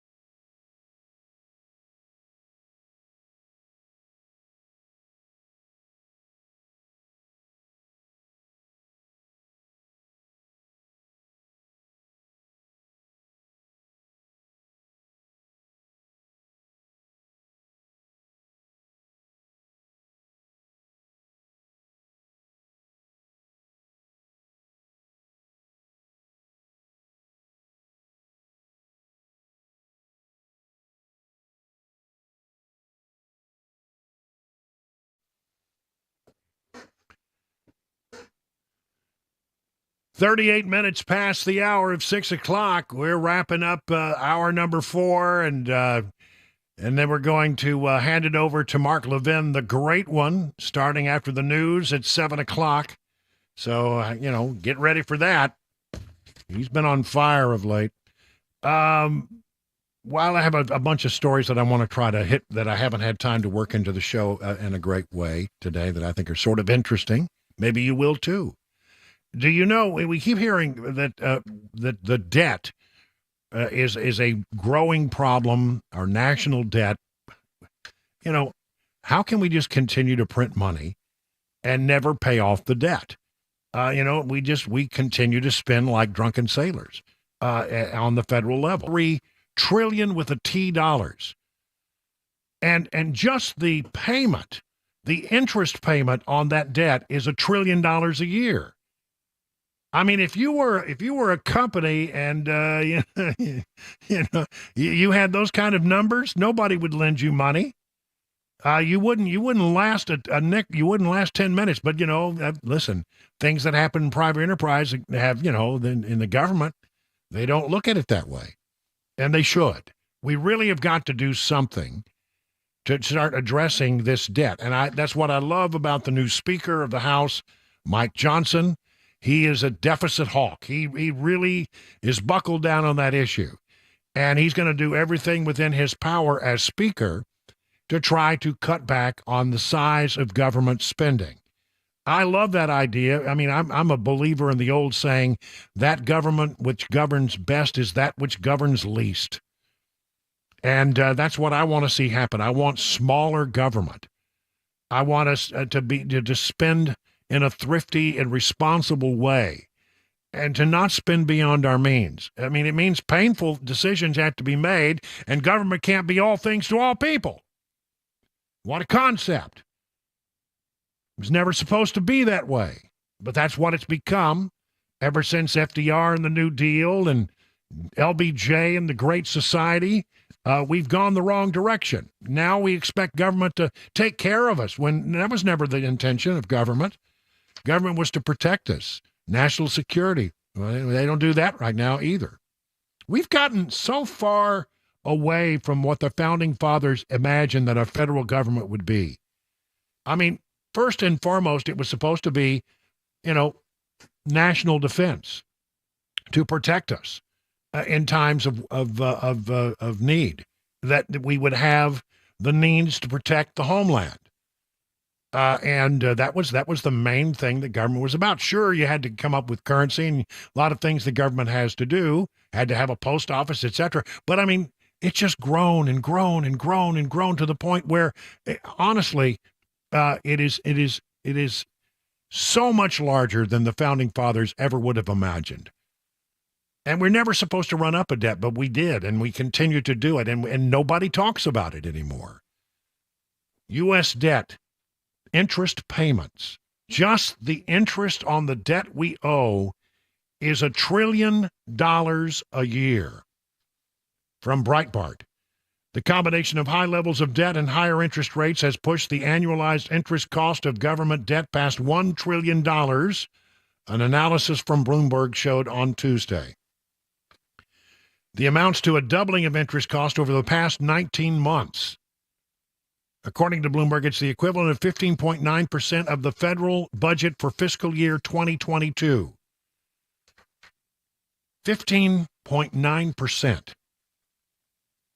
The worsening metrics may reignite debates about the fiscal path amid heavy borrowing from Washington. The dynamic has already helped drive up bond yields, threatened to the return of the so-called bond vigilantes, and led Fitch Ratings to downgrade U.S. government debt in August. The Congressional Budget Office estimates the cumulative deficit for 24 to 2033 period will be, you ready for this?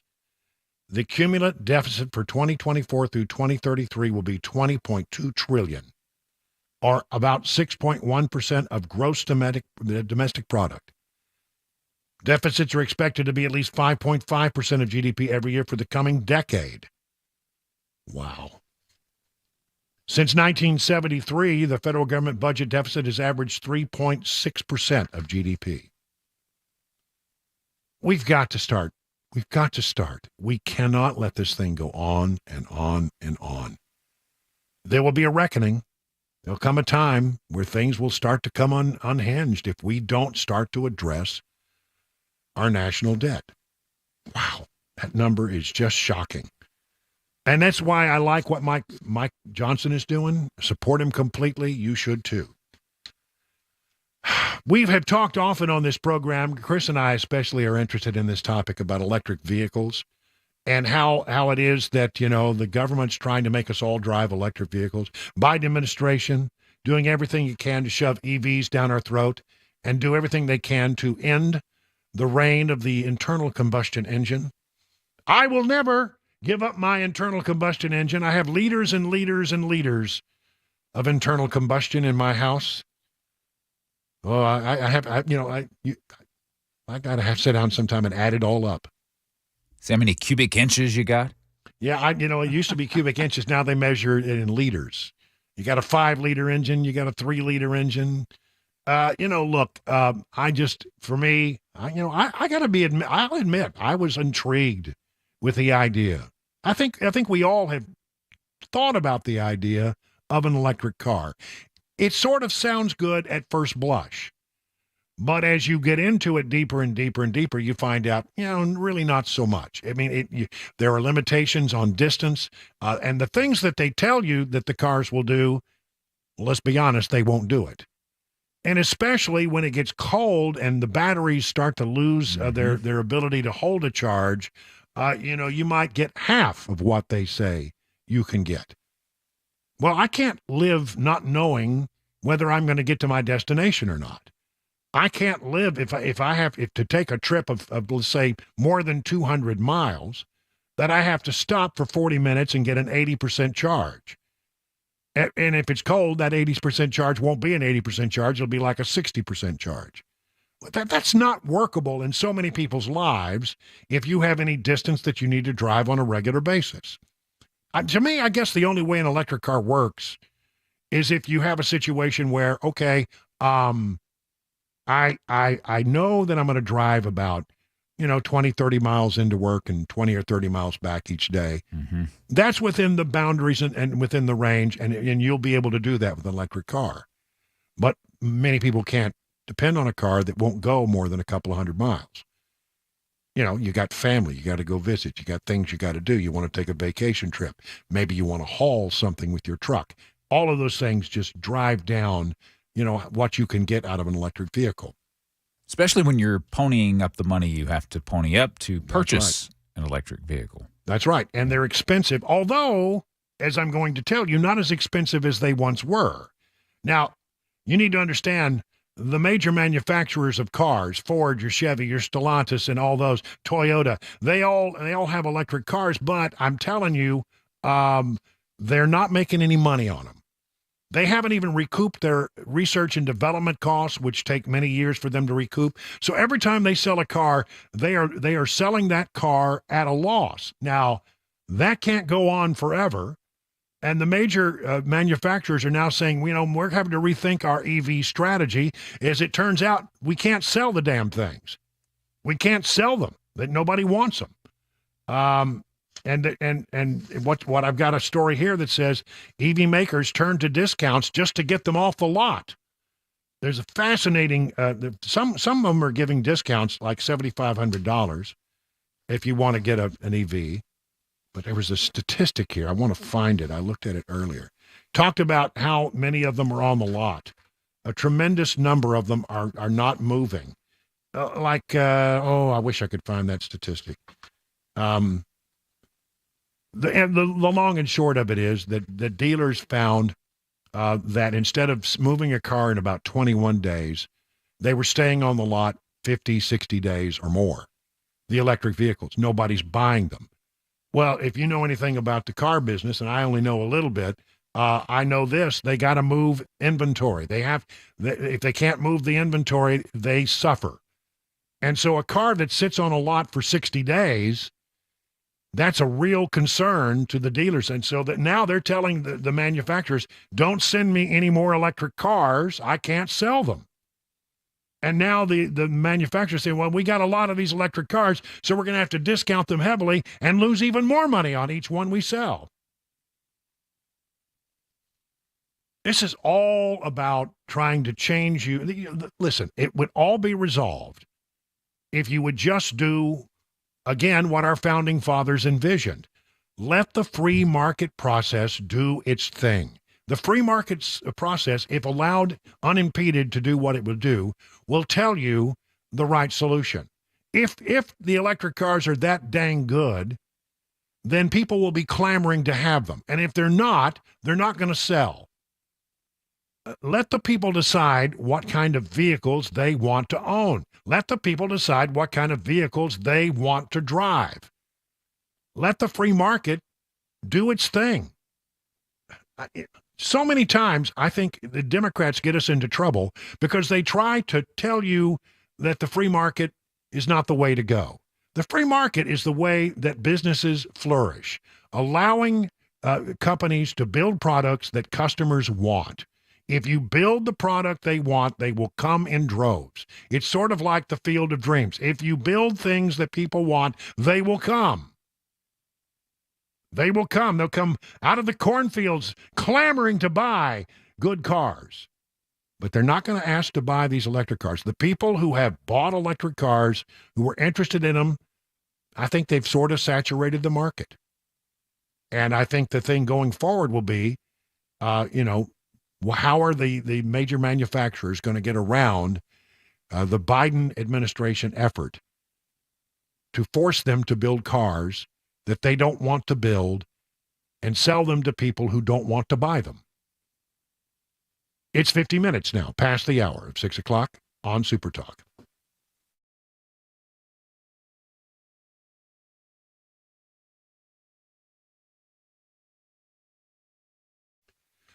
The folks at Beacon have a question for you. How are you faring in the up and down market? The experts at Beacon Capital Management understand it can be really scary. Here's the thing. Beacon Capital Management has a plan to assess where you are and help you make any mid-course corrections that might be needed before you get to retirement age. Wouldn't it be great to have peace of mind that you're on the right path? Beacon can provide that reassurance. It starts with a simple phone call to this number.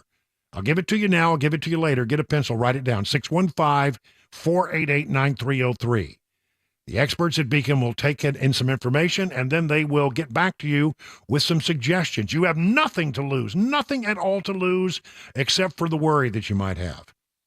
So get started today by calling 615-488-9303. At the end of the process, you'll be able to rest easy knowing you have a plan that meets all your retirement goals. Replace the worry with confidence that you're on the right path. The number again, 615-488-9303. The experts at Beacon stand ready to take your stress away. Learn more at this website, askbeaconnow.com.